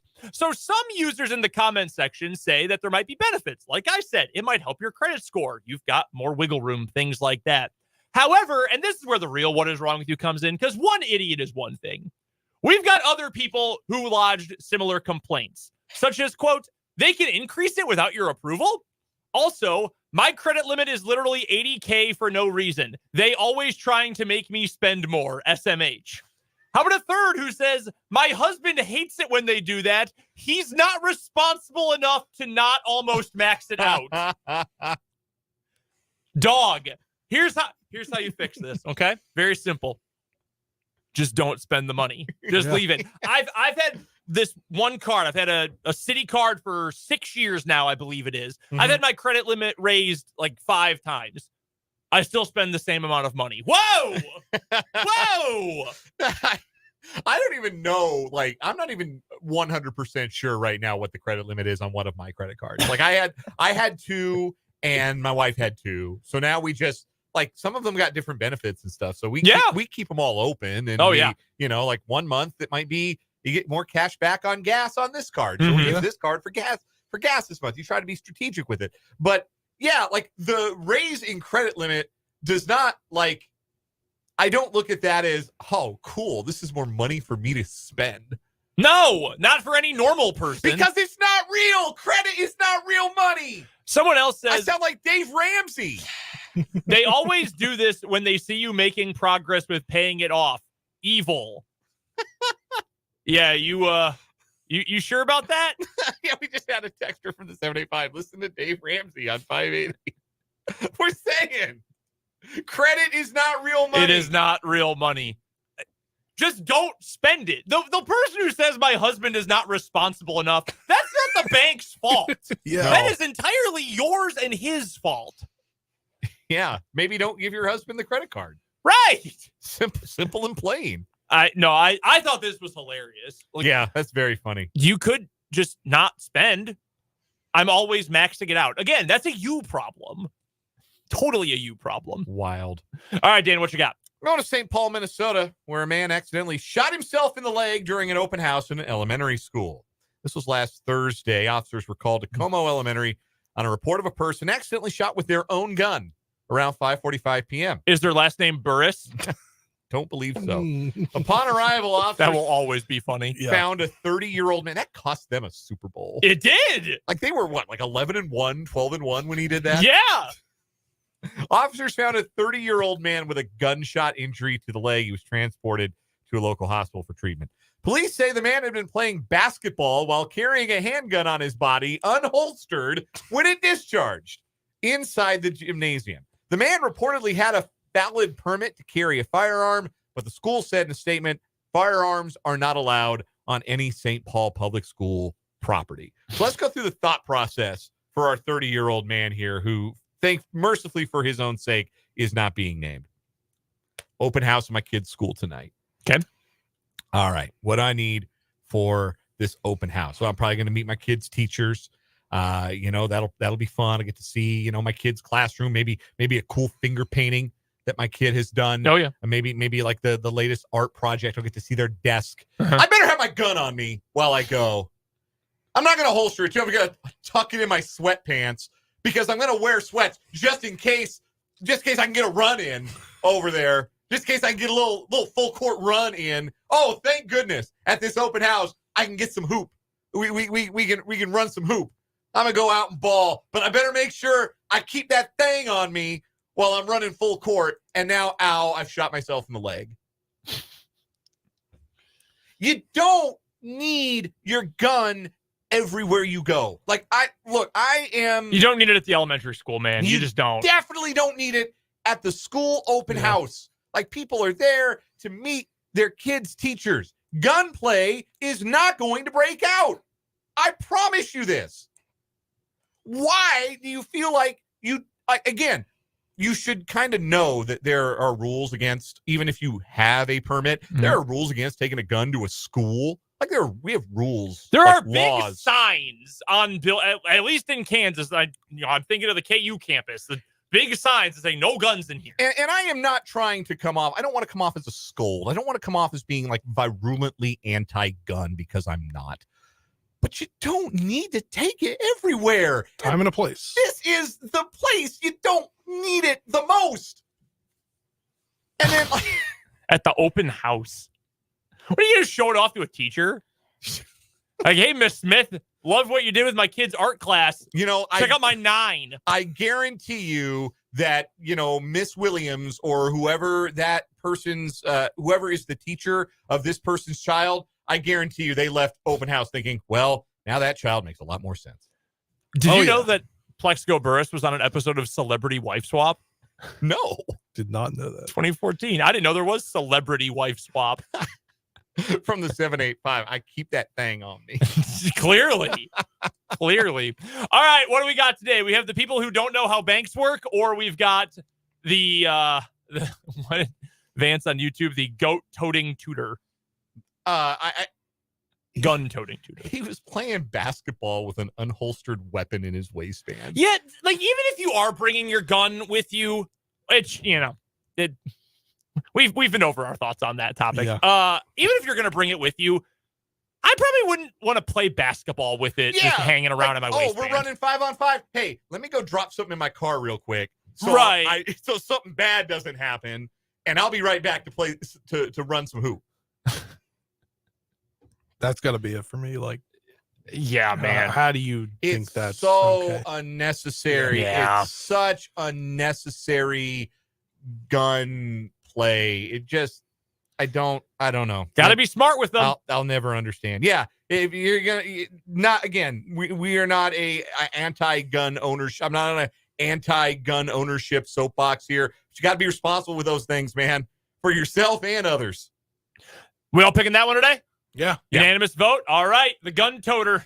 Playing basketball, man. That is our winner today in What Is Wrong With You. Brought to you by Top City Metal Supply. Metal cut to order when you need it. That's Top City Metal Supply on South Topeka Boulevard. We will hear from Big Red Andy Reid coming up on the other side of this break right here on 580 Sports Talk. Now during Staples Print Big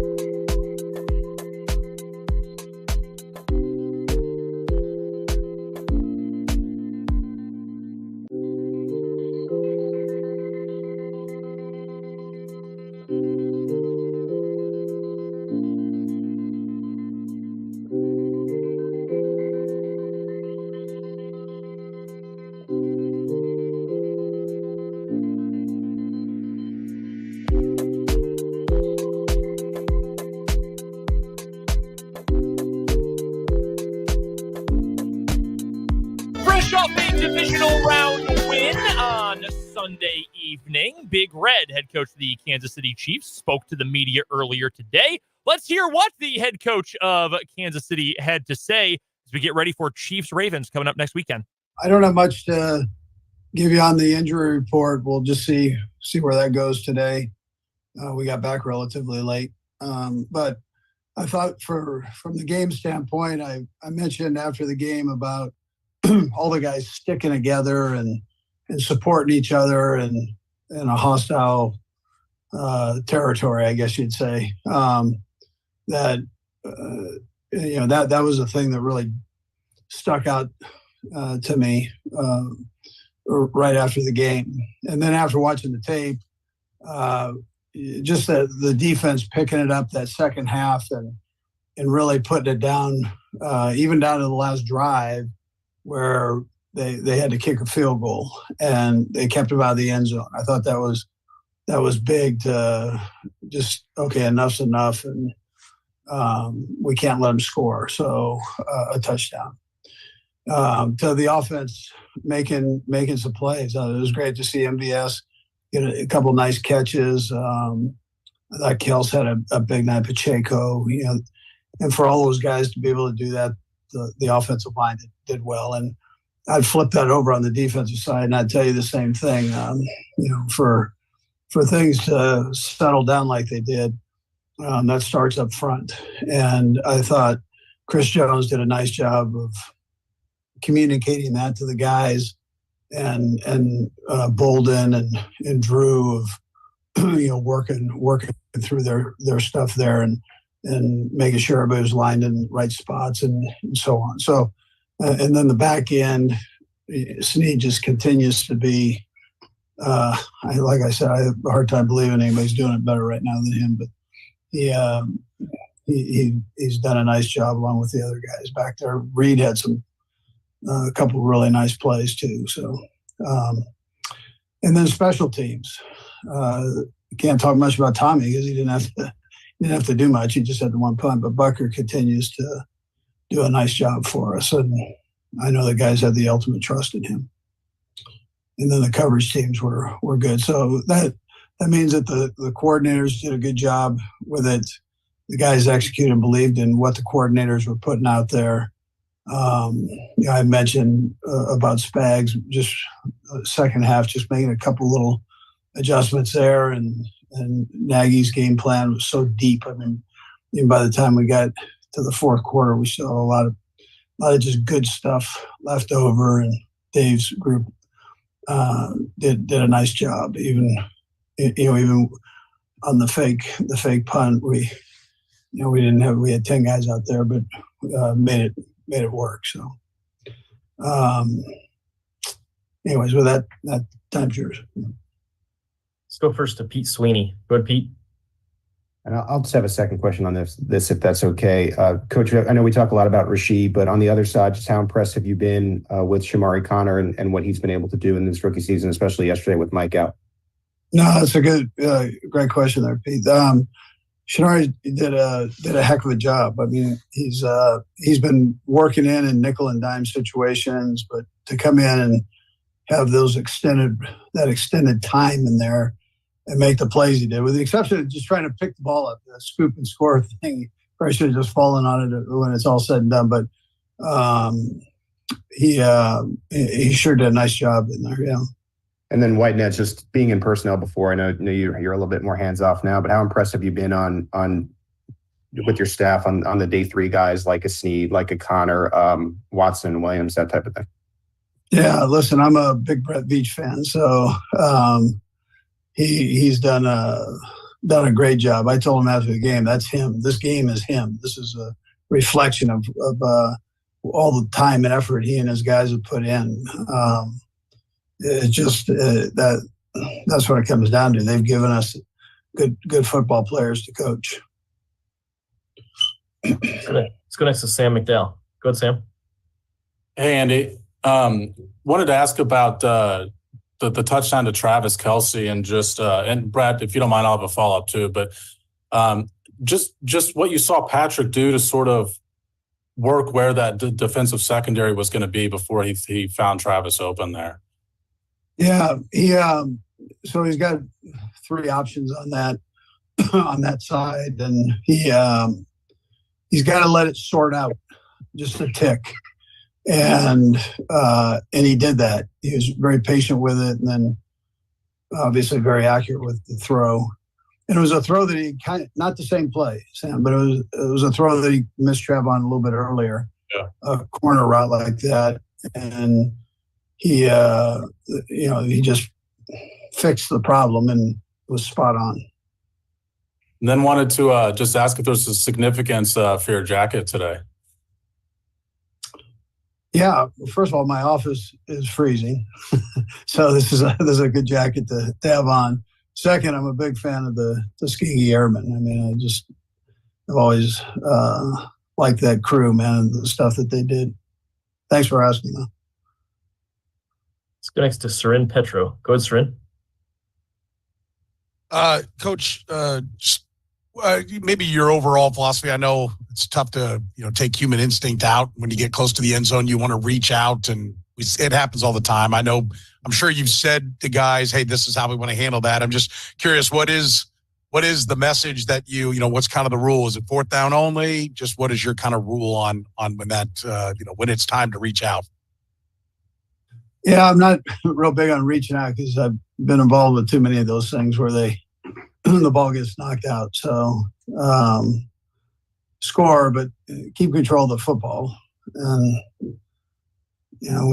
and he knows that. Listen, that play right there, Seren, he's scored a number of touchdowns on. So that's not his first rodeo there with that play, and he's had so much success with it.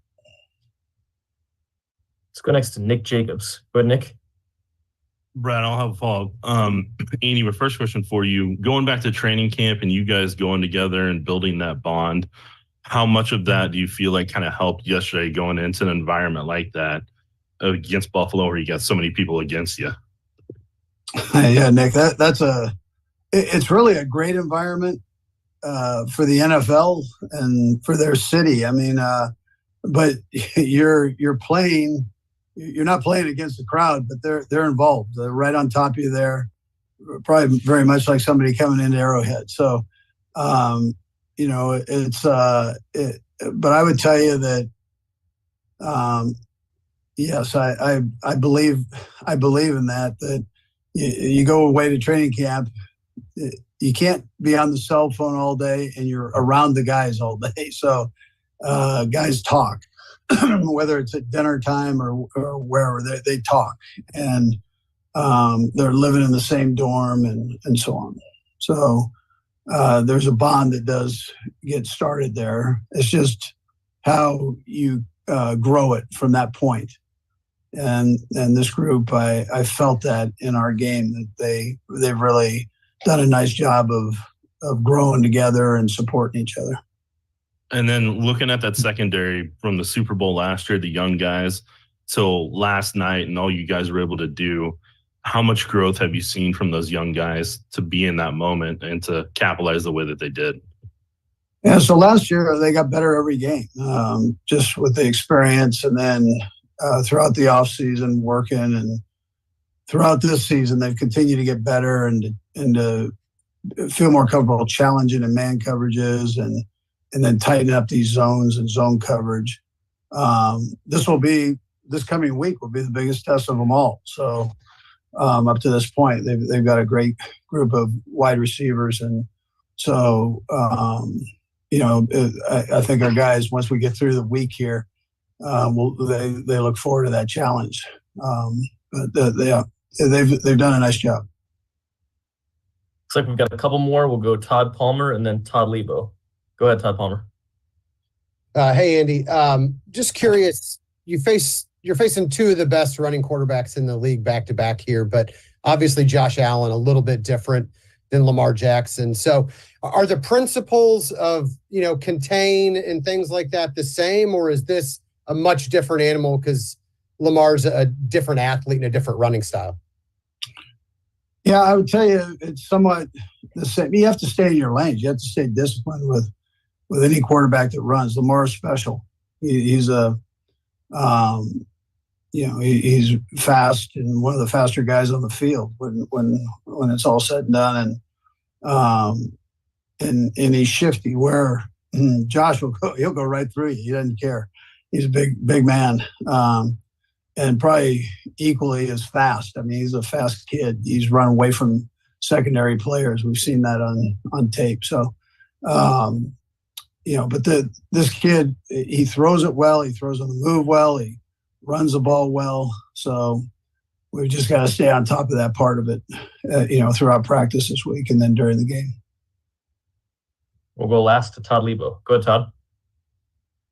Hey, Coach, I know you're going to probably see more of us than you want to this week because it's championship week. We'll talk to you a lot. But last one about this game, did you see any video of Jason Kelce in the game having his fun? Did he come see you guys? I don't know if you've seen the video. He looked like he had a good time at the game. Yeah, my wife saw him, Todd, so she took pictures with him. I saw the pictures. So, did he have his shirt on when she saw him? No shirt on. No. Yeah, no. Listen, he's the best. He's a great kid, great father. That's probably the thing I'm most proud of him for because he's got a great wife and kids and everything. So he's done a nice job with that. So that's Big Red. Andy Reid speaking a little bit earlier today as we get ready for Ravens versus Chiefs coming up this weekend. John Harbaugh, one of the guys from the Reid tree that has actually worked out as the head coach. That's true. That's true. He was, the special teams guy. He really gives a lot of truth, John Harbaugh, to the adage about coming from a successful program can help you be a good head coach. But John Harbaugh knows offense and knows defense and knows special teams. Just has that varied coaching background where a lot of guys you see that are failures, they only coach one side of the ball and that's all they know. Yeah. That's because that's one of the things that Belichick was always really good with too, is he was a special teams guy and defense too, obviously. But I mean, he knows offense. It's always been weird to me that that so few teams run Earhart-Perkins stuff, or at least have the roots in the Earhart-Perkins system, because it's a lot easier to learn than West Coast, certainly, and a lot of other concepts that teams run nowadays. It's like there's 3 code words and that's a play. That's it. Ghost right toss. That's it. I'm oversimplifying it, but that's relative to your John Gruden playbook, which Spider 2, Y banana, X cross, C slimmy, shimmy wimmy. Yeah, that's preposterous. The Patriots dumbed it down and it's worked mostly forever until the last 4 years or so. Coming up in the final hour of 580 Sports Talk today, we've got a bunch of 580 Sports Talk headlines to get to. We'll touch on some other notes from Chiefs Bills, and we'll take your texts, 785-272-9429, and your comments on YouTube. 580 Sports Talk is the name of our YouTube channel. Final hours coming up after the news.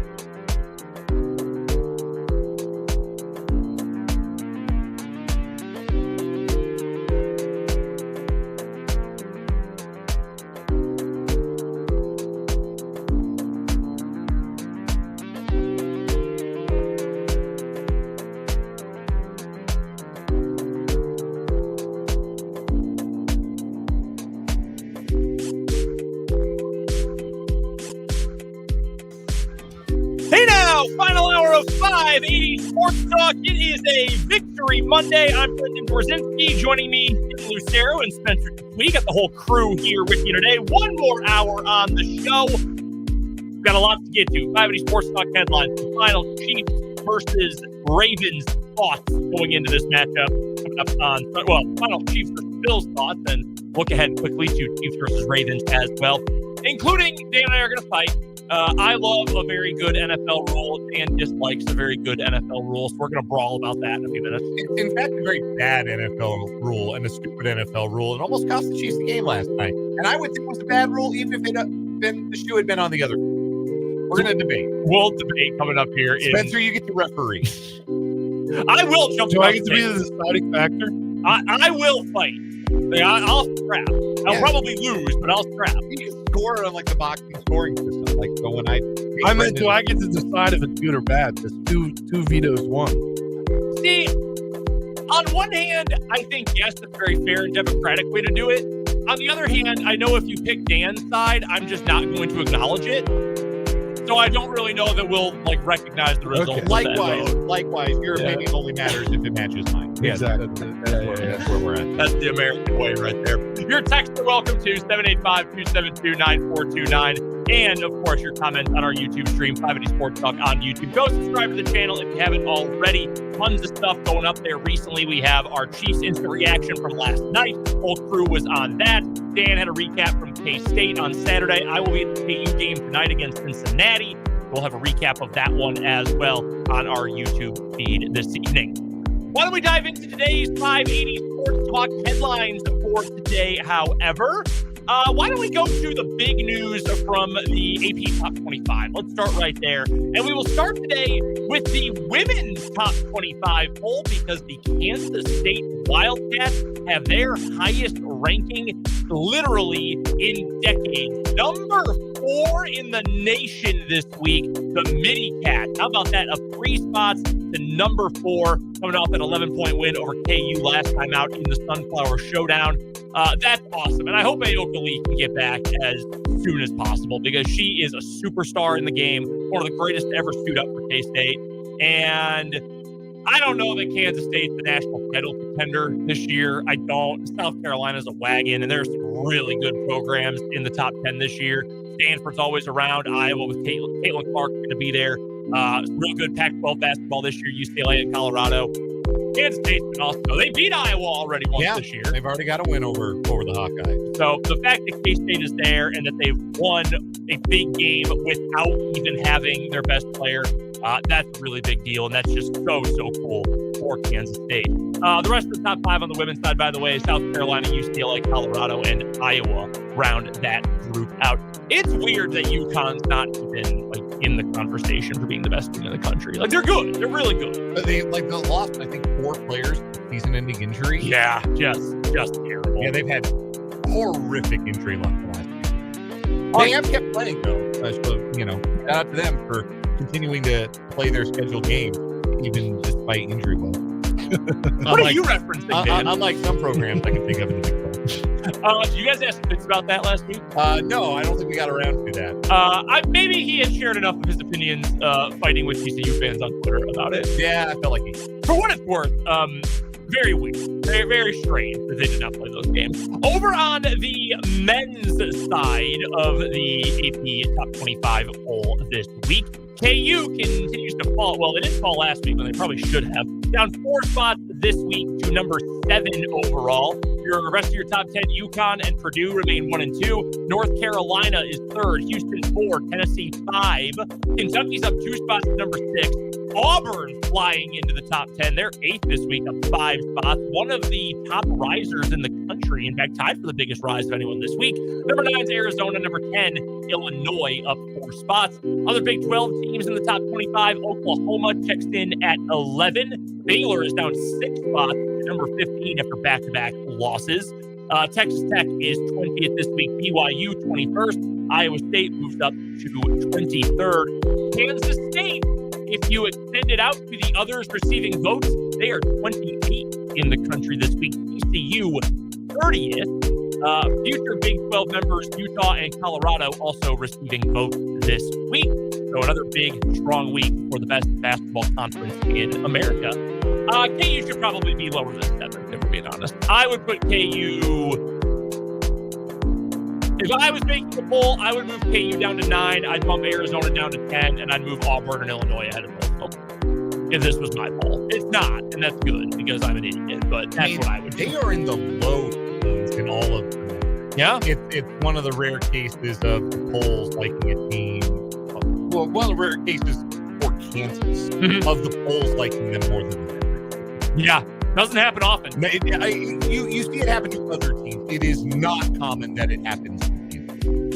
That the polls disagree this much about. And I mean, you just look at their resume. Like, look at their wins. They've got as good a collection of wins as any team in the country, and also as bad a collection of losses as any team in the country. Yep. No, it's 100% true. And this is the big one tonight, I think, against Cincinnati. Cincinnati is a little bit better than I thought they might be starting this off. Being able to get those guys back, and the names escape me again. But the big man who they got back, who, throw me the light wrap Cincinnati? Here. Yeah. Aziz. Is it Bandago? Bandogo, yeah. Bandogo, yeah. Okay. I'm not sure how you pronounce his last name. I apologize. But yeah. I think it is Bandogo. I believe that's what CJ Moore said, and if CJ says it, I'm just going to assume it's right. But getting him back, that's a big deal. Victor Lakin has played a really good season so far, 13 and 7.5 a game. So I think this is the big one for KU. Gotta get this one, because if you drop back-to-back, including a home game, then suddenly a lot more of the worry is going to seep in. By the way, I just looked this up earlier today. KU has lost back-to-back games, including a home game, a true home game, not a Kansas City game, a true home game, twice in the last 11 years. Last season they did it when they lost 3 in a row, including the K-State game. Remember that. And then you have to go all the way back to February of 2013 for the last time that happened before that. That is remarkable. That's a remarkable level. And another reason why this one is a big one, KU's schedule for the next 2 weeks. Cincinnati, decent but beatable. Iowa State at Hilton. Oh, God. That's in January in Offenburger time. That one's concerned. After that, you get Oklahoma State at home, and then you play Houston. Like, it's a real roller coaster over these next 4 games in terms of level of competition for KU. By the way, I have pulled it up for the sake of checking, and we are actually silencing the wrong vowel. Oh. It is Aziz Bandago. Bandago, okay. Yes, so, yeah, it's Bandago, and we were silencing the A. All right. Yeah, you silence that O. It's Aziz Bandago. Also, Victor Lock-in. And dang it, I second-guessed myself. Simas Kocius. Yeah. It's the other tough one. Butler transfer. K-State fans will remember him. He had a big game against them last year. Also, Jizzle James, who's one of the best names in college basketball. Edgerrin James. Yeah, that's wild. Yeah. Wait, that's actually Edgerrin James' son? Yeah. Oh, my gosh. Yeah. Edgerrin James Jr., he goes by Jizzle. I would too. If that's an option, I would too. I don't know. Edgerrin James Jr. Edgerrin James goes hard. Edgerrin James is a good name. The Edge was an awesome nickname. Awesome nickname. Seahawks legend. I didn't remember that one. I did not remember he was ever a Seahawk. I remember Colts and Cardinals. I did not remember he ever made it to Seattle. But that's your AP Top 25. And again, KU in action tonight, 8 o'clock tip-off at Allen Fieldhouse. We'll have coverage of that one on our YouTube channel and on 580WIBW.com after the game. All right, first headline for me. We have a new achievement, a new frontier in ring chasing. Veteran tight end Zach Ertz today signing with the Detroit Lions, which is a thing you can do ahead of the conference championship game. So the Lions' number 2 tight end Brock Wright sustained a forearm injury in Detroit's win over the Buccaneers on Sunday afternoon. Coach Dan Campbell said after the game it did not look good for Wright's availability for the NFC Championship game. So outside of Sam Laporta, that left them with no healthy tight ends. So they needed a healthy tight end. And what do you know? 33-year-old Ertz was still out there and available and signed today. And he'll get a chance to make his run at a second Super Bowl ring after all. He was released by the Cardinals in November. And remember, there was a lot of talk about, well, who's he going to sign with? Well, obviously the Eagles because they'd lost Dallas Goedert. Or, no, maybe the Chiefs would make a lot of sense. But it was plain that the idea was he wanted a chance at another Super Bowl ring. Like, this is probably it for him. His wife has just called it a career. His wife, of course, Julie Ertz, the standout defender for many years for the U.S. women's national team in soccer. She's just called it a career. So you would kind of think that Zach is on the verge of doing the same, but he waited just about as long as he possibly could to decide where he was going to go chase a ring, and it's Detroit. When you say healthy for a tight end, I don't know that perfectly describes Zach Ertz at this point. He had been on injured reserve when he was released. He had a quad strain. Yeah. Good for him. Healthier than Brock Wright, apparently. I guess is the criteria here. Yeah. I really liked Zach Ertz at his peak. He was a nice player for Philly. He's had a really good career. If he can cap it with a second Super Bowl ring, then good for him. Yeah, more power to him for sure. That is next level ring chasing. Right? There are NBA players thinking, dang, can we do that? Well, the NBA, you get the guys who get bought out. I've always thought that's so weird. Like, you get traded and then immediately bought out. Like, that, I don't know. Something about that is just bizarre to me. Yeah. Good for them if you get to go chase a ring. Teams aren't adding guys in the conference finals. Like, you gotta believe, like, DeMarcus Cousins is thinking, man, think I could get on that Zach Ertz plan, have the Nuggets add me for the stretch run. I've been there before. I'm cool with the coach. Okay, other than Boogie, here's the guy. Here is the number one guy who I don't believe is on a roster right now. I have to check to make sure that he is. But there is one player who comes to mind, no doubt. Oh, no, Tristan Thompson's on a roster. Okay, never mind. I was going to say, I am 100% sure Tristan Thompson, if they could do this, would sign during Game 3 of the NBA Finals. 100%. But apparently he's a Cav. Were you aware he was with Cleveland? Still back with Cleveland, because he was with the Lakers last year. Yeah. And he made an appearance in Game 4 of the Western Conference Finals and had like a breakaway dunk. And I was not enjoying that. Didn't he then show up on ESPN like the same week? Like, he was doing ESPN hits while still rostered. I seem to remember that being a thing. That's bizarre. How old is he now? He's only 32. If you told me he was 42, I would have said, yeah, that makes sense. I could see that. A lot of living in those 32 years. All right, Spencer, you got a headline for us? Yeah, we'll keep it in the NFL here. We'll talk a little bit more about the coaching carousel, I believe, with y'all's headlines after this. But I talked to Dan about this before the show when I saw that it had come through. Former Commanders head coach Ron Rivera is interviewing with the Eagles for their defensive coordinator position, sources have told Jeremy Fowler from ESPN. We knew Matt Patricia was out midseason, and then they had somebody else calling the plays defensively. I think it was vice versa. Or vice versa, yeah. Patricia took over for Sean Patricia Desai, took over. And who his both stink. Yeah, but Patricia's contract ended, and we saw last week that Sirianni was going to be retained and that they're going to look at coordinator candidates, as in potentially both sides. But Ron Rivera, who hasn't been a D coordinator since 2010, is in fact has interviewed or will interview with the Eagles for this position.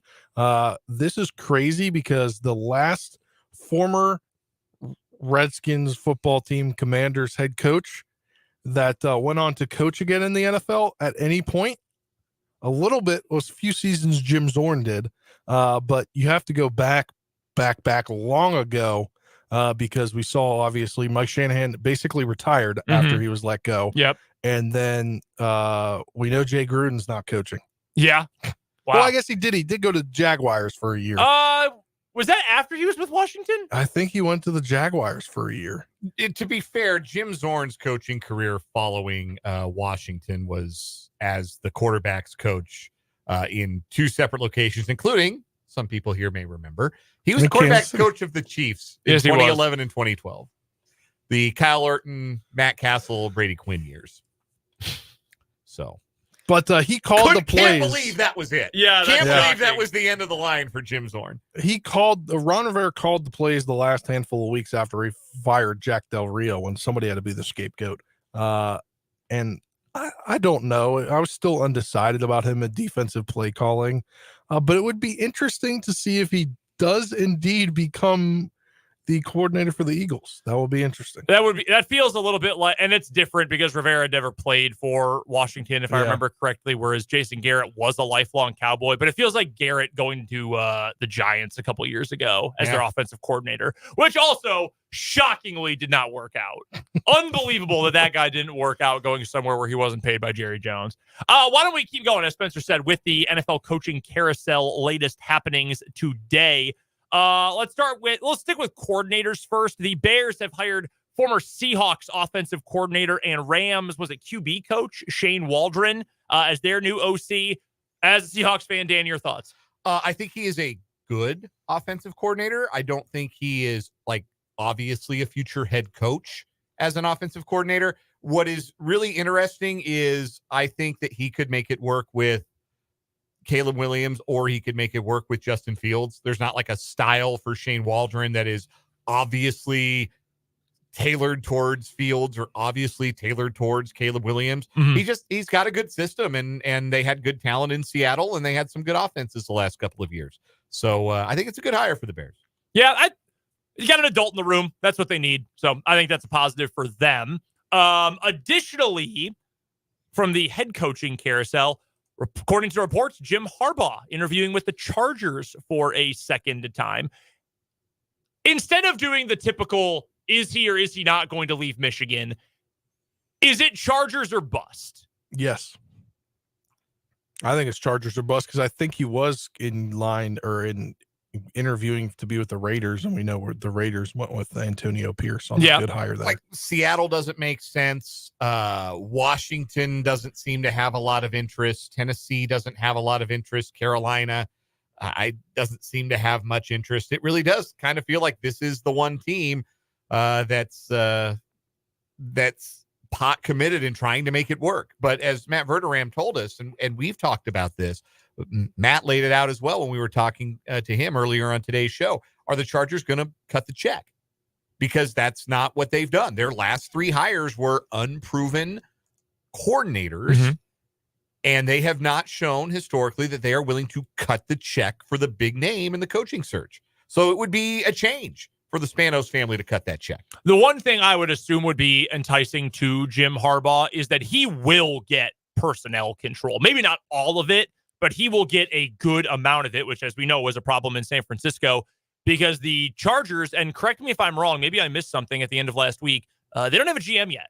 Because Tom Telesco got fired. I don't believe they've hired anyone. No, I don't think they do either. So if you're going to hire the coach first, that is essentially telling me you're going to let your coach be a part of the process of picking the GM, if not picking them outright. That's how John Lynch ended up in San Francisco, because Kyle Shanahan called him up and said, hey, I want you to be my GM. And the Niners said, all right, fine, sure, whatever. That works. Cool. That is what that would tell me. And Harbaugh's going to pick a guy who's going to work with him and let him have personnel control.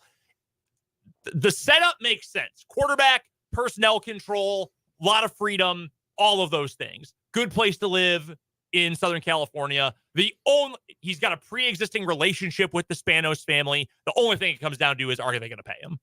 And I wouldn't bet on that. Nothing from Charger history would make me think, yes, that is definitely going to happen. But that is one of a couple of coaches who's getting a second interview today as well. Brian Callahan, who is the offensive coordinator for the Cincinnati Bengals, he is getting a second interview as well, if I'm not mistaken, with the Tennessee Titans. I'm sorry, his first interview with the Titans, then he is going to have a second interview with the Panthers. Ian Rappaport called him a prime candidate. Also, the Titans are going to have a second interview with Dan Quinn this week. Please hire him so the Seahawks don't. So that's fair. Brian Callahan is Bill Callahan's son, which makes sense now. I figured he was. Look it up. Bill Callahan coached in a Super Bowl. People forget that. He was also Washington's interim head coach for a couple games. Yes, he was.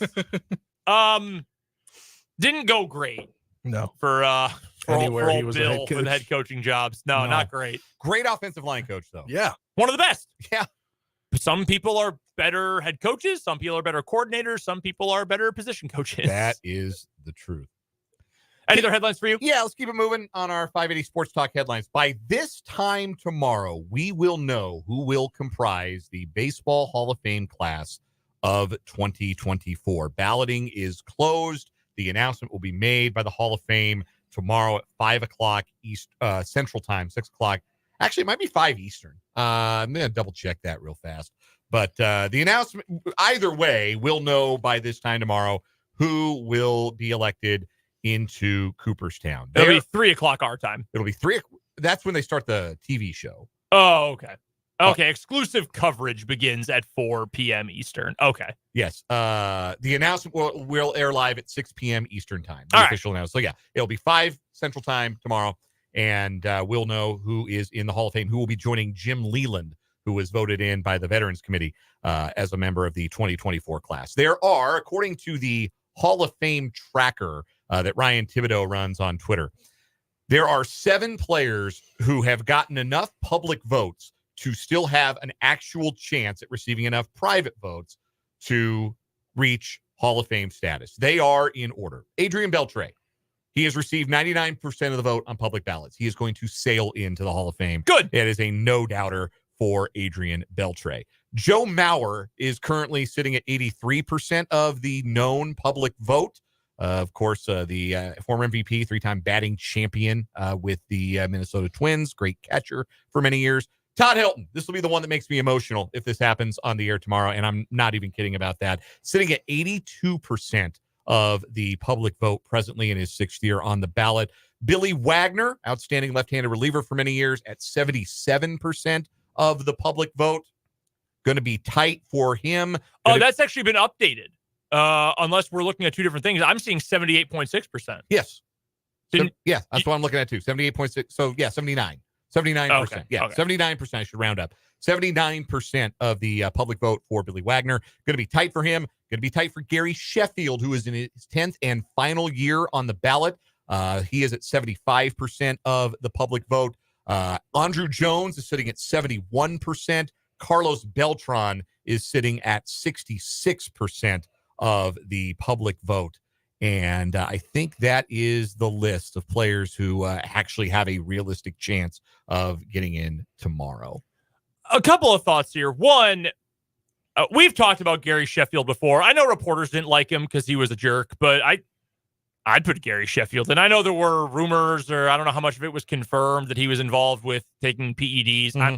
I'm putting Gary Sheffield in, man. I would have gotten him in years ago. I have spoken my piece on this over the years, that the baseball writers, or the Hall of Fame itself, really stepped in it. They should have instructed the baseball writers to either not consider anyone with credible ties to steroids, including a suspension, and those players are just disqualified from consideration, or they should have instructed the voters to only consider the on-field accomplishments of players, because then the Hall of Fame vote becomes about grandstanding and who has the higher moral standing when it comes to voting or not voting for players who either did use steroids and were suspended for it, like Manny Ramirez, Alex Rodriguez, or were tied to a failed steroid test but were never suspended, like David Ortiz, who sailed into the Hall of Fame.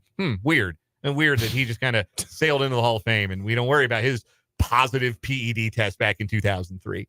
And players that are tied to it but never faced any, never failed a test officially and never faced any sanction from baseball, and Gary Sheffield falls into that category. So there's no consistency, and it has made for, unfortunately, what we have is a museum that has room for Bud Selig, who is the reason that steroid use ran rampant in baseball in the 90s and early 2000s. Rat. But it does not have room for Barry Bonds or Roger Clemens, and it won't have room for Alex Rodriguez, and it doesn't have room for Manny Ramirez. And so it's a Hall of Fame of nice guys and not a Hall of Fame of great baseball players. And only one of those is really worth caring about, and it's not the first one. So I have spoken my piece about this many, many times. That all being said, it is still worth celebrating when great players receive this deserved honor. And guys, if Todd Helton makes it in tomorrow, I'm going to cry on the radio. He was a great player. I can almost guarantee you. One of my all-time favorites, obviously, he's Mr. Rocky. He's the one who wore that uniform for 17 years and wore it with such pride and such and such dignity even in losing seasons. I really hope he makes it in tomorrow. Beltray is a stone cold lock. It looks like Maurer is going to get in. I think Wagner and Sheffield both belong. Unfortunately, I think they're probably both going to fall a little bit short. Helton missed out by 11 votes last year. It's going to be tight tomorrow. For Todd Helton? Yes. I think he's in. Beltray, Helton, Maurer, I think are all getting in. I think Sheffield probably misses, even though he deserves it. I don't know what to think about Billy Wagner. I'm not sure there. The only other point I wanted to make is I've seen debate, because Ryan Thibodeau, who does an amazing job keeping all of this together, he will tweet out ballots when they get sent to him.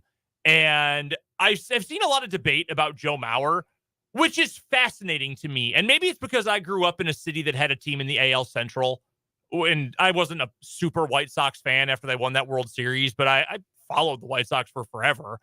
Joe Mauer was awesome and was an incredible offensive player. And not a lot of catchers out there with 3 silver bats. Yeah, the fact that there are 17% of voters who haven't voted for him is insane to me. I would have thought, no doubt, 100% he's getting in the Hall of Fame. Not a graceful decline. He did move to first base and didn't put up great power numbers for a first baseman. He only ever hit more than 13 home runs in a season one time. That's crazy. In the era in which he played, that's remarkable, right? But he popped 28. Yeah, the year he won the MVP. And what an MVP! Yes. A catcher who won MVP in the 2000s. Yeah, 6-time All-Star, a 3-time Gold Glover, obviously a Hall of Fame. It shouldn't be a question. I don't know why there's a debate around Joe Mauer, but it is interesting. I think we're starting to see the window shift a little bit, and not in terms of a lowered standard, though I certainly believe the standard for entry into the Hall of Fame has gotten lower with the induction of guys like Jack Morris and Harold Baines, both of whom were very good players in the 80s, but they don't measure up to Hall of Fame standards of years past, in my opinion. And you may disagree, and that's why I can't quit arguing about this stuff, because I love baseball too much, even though, like I said, it's almost not worth caring about a museum that won't include the greatest player of all time, maybe, in Barry Bonds, because he was a meanie that did sports drugs. We're going to keep him, we're going to nullify all his accomplishments because of that. That's insane. That's insanity to me. But I still care about this stuff because I still think that great players deserve the recognition. But what comprises a great player, the length of a career or the number of hits or the number of all-star appearances? It's different now. We have to evaluate players a little bit differently. So that's why the swell of support recently for Andruw Jones has been really interesting. Chase Utley, I think, is going to get in the Hall of Fame at some point. And I wouldn't have voted for him. He wouldn't have been on my ballot this year, but I'm willing to reevaluate on Chase Utley, even though he only had 1,800 career hits, because it was a short peak. But at his peak, he was the best second baseman in baseball. And if you're the best player at your position for half a decade, you should probably be in serious consideration to get into Cooperstown. So, like I said, it is still, despite itself, something that I enjoy talking about and thinking about and considering. And again, if Todd Helton makes the Hall of Fame tomorrow, I'm going to cry. And then I'm going to try and talk my wife into going out to Cooperstown this summer, which is going to be a hard sell, but I'm going to try. That'll do it for today's 580 Sports Talk headlines. We'll talk a little Chiefs, Bills, and a rule that I like and Dan hates coming up next on 580 Sports Talk. Exposure to radon is the number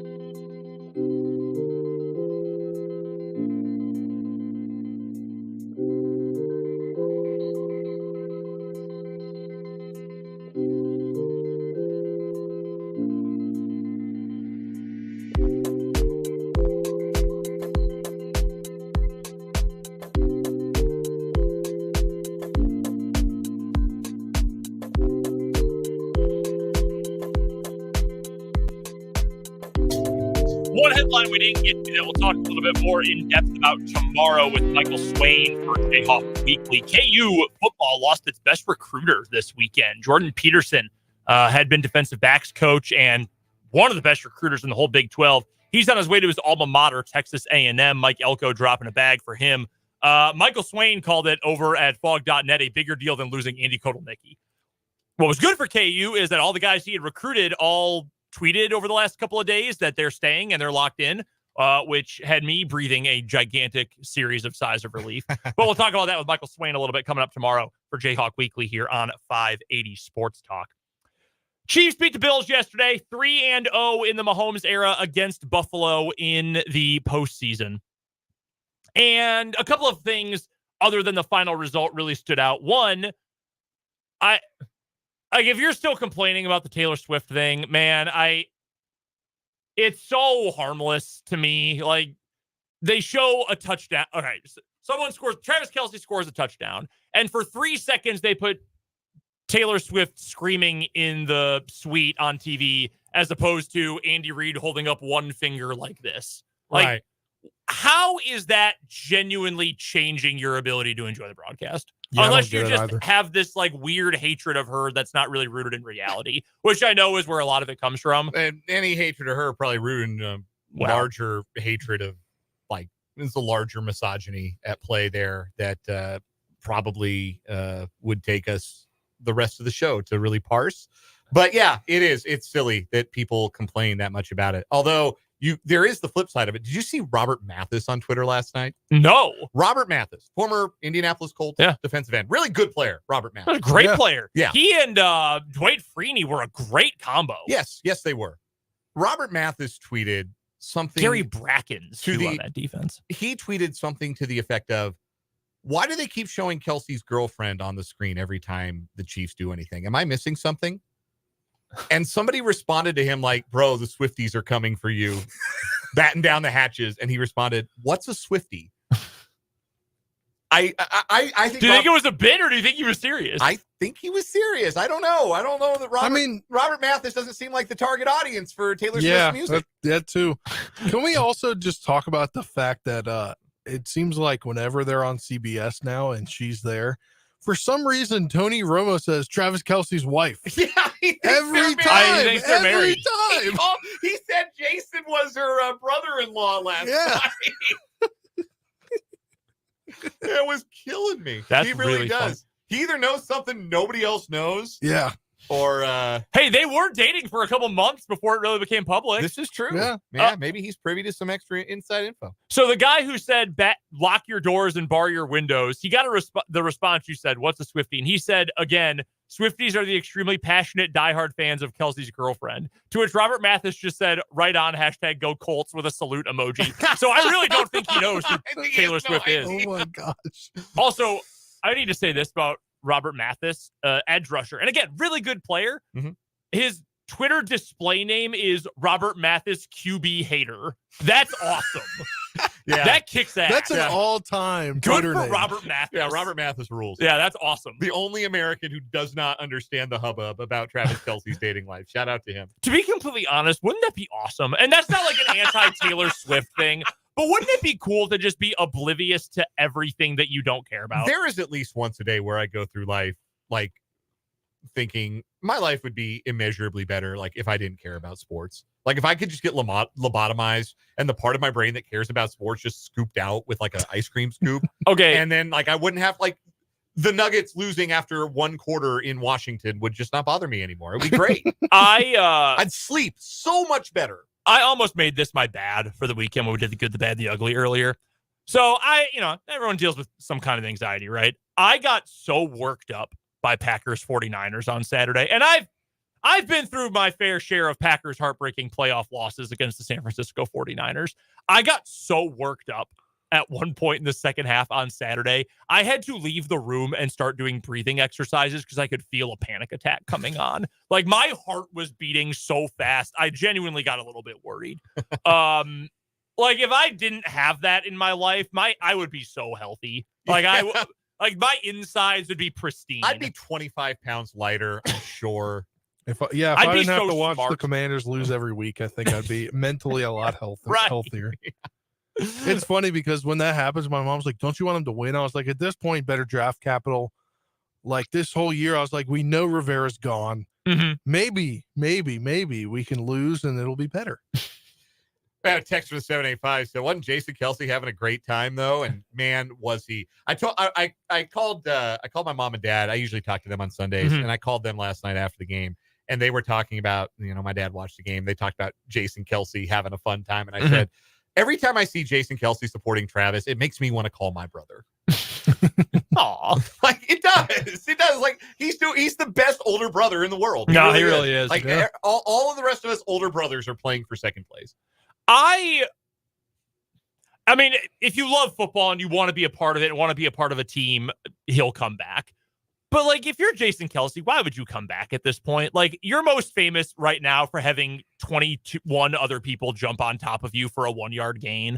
And you admitted the other day that every time you run that play, you yell, "Bleep my life." And like, you got 3 young kids. Your knees are probably like a piece of cardboard at this point. Yeah. Like, wouldn't you rather just hang out with Travis and Taylor Swift and party all the time? Yeah, you could be like make chunky soup ads with your mom. Be like a real life bending Rodriguez and just party constantly. I heard this idea. Now I don't remember where I heard it. Oh, it was because I saw there was a rumor. Michelle Tafoya was on some CBS Sports show on the radio saying that Travis Kelsey was going to retire as well this offseason. And then I don't know if it was her or it was them. It was probably them saying, well, then Peacock could just make them like the Eli and Peyton show. Yeah. For Sunday Night Football. That would probably work. Yeah. It's the only other combination that possibly could. Yeah. Yeah, I don't want to watch the McCourty brothers do it. No. They're aggressively okay at TV. It's not bad, but I don't want to see more of them. They're not taking anything off the table, but they're not adding anything to the table. No, that's Eli is low-key so funny. Yes. I think Eli Manning's hilarious. And Peyton obviously has great comedic timing. The Kelseys are incredible TV.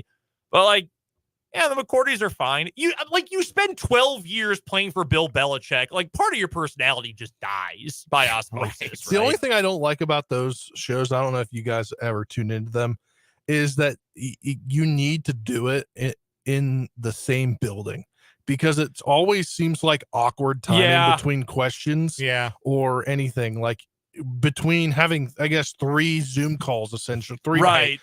That's the hardest thing to watch is the transitioning. As a broadcaster, you're that's just horrid transitioning. I just don't like that they do interviews. I get why they do it. And if they hold it to 2, 1 per half, I can live with it. But when you bring 3 on and at least one of them does not care, they're just doing it for the PR. I want to see Peyton and Eli break it down. That's the fun part of it. Yeah. I liked when Peyton had his son and his friends on. Great. That was a great segment. That.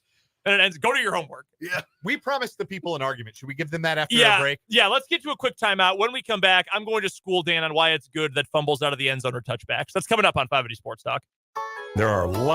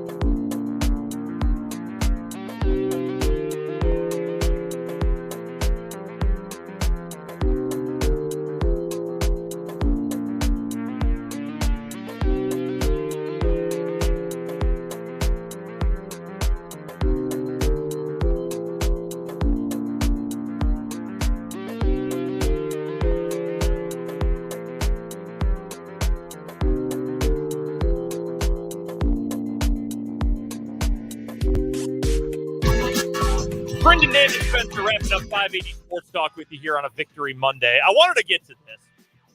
McCole Hardman fumbled the ball. First of all, I can't believe they overturned this call when McCole was ruled fumbling out of the end zone. It was tight, but the overhead angle made it look like the right call. So McCole Hardman fumbles on the goal line. Stop giving him the ball. It goes out of the end zone. It's a touchback. The possession belongs to the Buffalo Bills. Dan and I are on opposite sides of this issue. I think this is a good rule. The offense has so many things that benefit it. Every single snap, every down, especially in the passing game, so many things favor the offense. To where I'm at the point where if you are already getting all of these benefits and you are not able to take care of the ball on the absolute most important part of the field, you should be punished for doing that, for not taking care of the ball. And every coach in the world will tell you, be careful with the ball. Don't reach out for the pylon. Tuck it under when you get to the goal line. And if you're not going to be careful with it, I think you should be punished for it. I have no problem with that being a touchback for the other team. No problem. Counterpoint. So we're just making a rule because it's nice to the defense? What is this, feelings ball? Who cares? We don't be nice to the defense. We got to be nice to the defense. Everywhere else on the field. No, it's because it's punishment for the offense. Everywhere else than nice to the defense. Everywhere else on the field, the punishment is if the defense recovers the fumble. If the ball fumbles out of bounds, if it had gone out of bounds straight sideways instead of forward diagonally, the Chiefs would have kept the football at the 1 yard line. Everywhere else on the field, ball goes out of bounds, it's returned to the team that fumbled it because the other team was not able to secure possession. Why are we granting possession to the other team when they did not secure possession? Why do we decide that this magic area of the field is where the other team gets possession if you fumble it out of the side of the end zone? To me, it doesn't wash. I think it's too punitive. I think that the fumble out of bounds should be treated like it is everywhere else on the field. It is out of bounds, so it stays with the possessing team, and it is returned to the spot of the fumble. The end zone is a magical space, though. They already do officiate it differently. Like catch rules are officiated differently in the end zone. Yeah.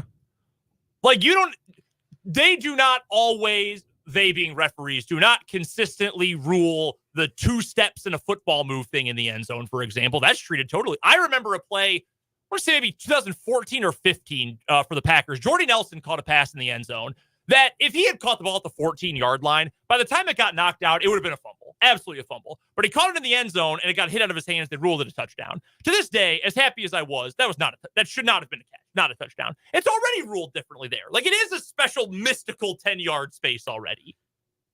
It's still too punitive to the offensive team because the possession is not secured by the other team. That's the way that we change possession everywhere else on the field. The defense has to secure possessions. We don't give them the ball after an almost interception in the end zone. Like, you have to catch the ball in the end zone. We don't give you a possession because the other team fumbles. You almost recovered it, but the ball went out of bounds. No, the ball goes out of bounds. Tough break for the defense. They didn't recover it, so the ball goes back to the other team. I would be willing to say that there should be a compromise that if the ball goes out of the back of the end zone, fine, touchback, whatever. But out of the side of the end zone, we should treat the sideline the same, all 120 yards of the field. That if the ball is a side out of bounds, it should be returned to the spot of the fumble and returned to the team that fumbled the ball. That's an interesting compromise. I'm willing to open up to that. This is going to be an extreme take I'm sure you were not prepared for. I believe that I am actually a fumble accelerationist in terms of my political theory. I would prefer that the NFL adopt the Canadian rule. I know you're shocked to hear that part of this. In Canada, the rule is whoever touches the ball last before it goes out of bounds gets the ball. So if the offense loses it and it just rolls straight out, like when quarterbacks fumble on the sideline all the time, offense keeps it. But let's say Josh Allen runs for 5 yards. It's knocked out from behind, and then Trent McDuffie touches it last, and it goes out. Chiefs ball at the spot of the touch. The people are speaking, and they side with me. Vance in the YouTube comments, I'm with Dan on this one. I hate this rule. Mark says, sorry, BD, but Dan is more correct. We've got from the 785, I hate the touchback rule. If the receiver has to complete the process of a catch while crossing the goal line, then the defense must complete the process of recovering a fumble before it goes out of the end zone to be rewarded the ball. That's all I'm saying. Letting fantasy nerds take over our beautiful game. We got more offense.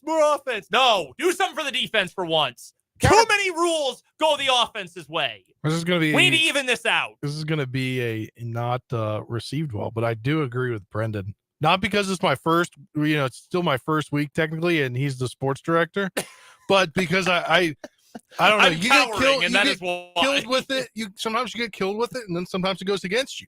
So, well, that's how every rule works. The good ones and the bad ones. That's true. I think we need to favor the defense more. I think we need to do more to punish the offense. We do have another text from 785 that says a good rule, hang on to the dang rock. And yeah, at the end of the day, if McCole Hardman had the ball in his hand twice and he fumbled both times. Yeah, at the end of the day, the fault is on Andy Reid for calling a play that gives the ball to McCole Hardman on the goal line.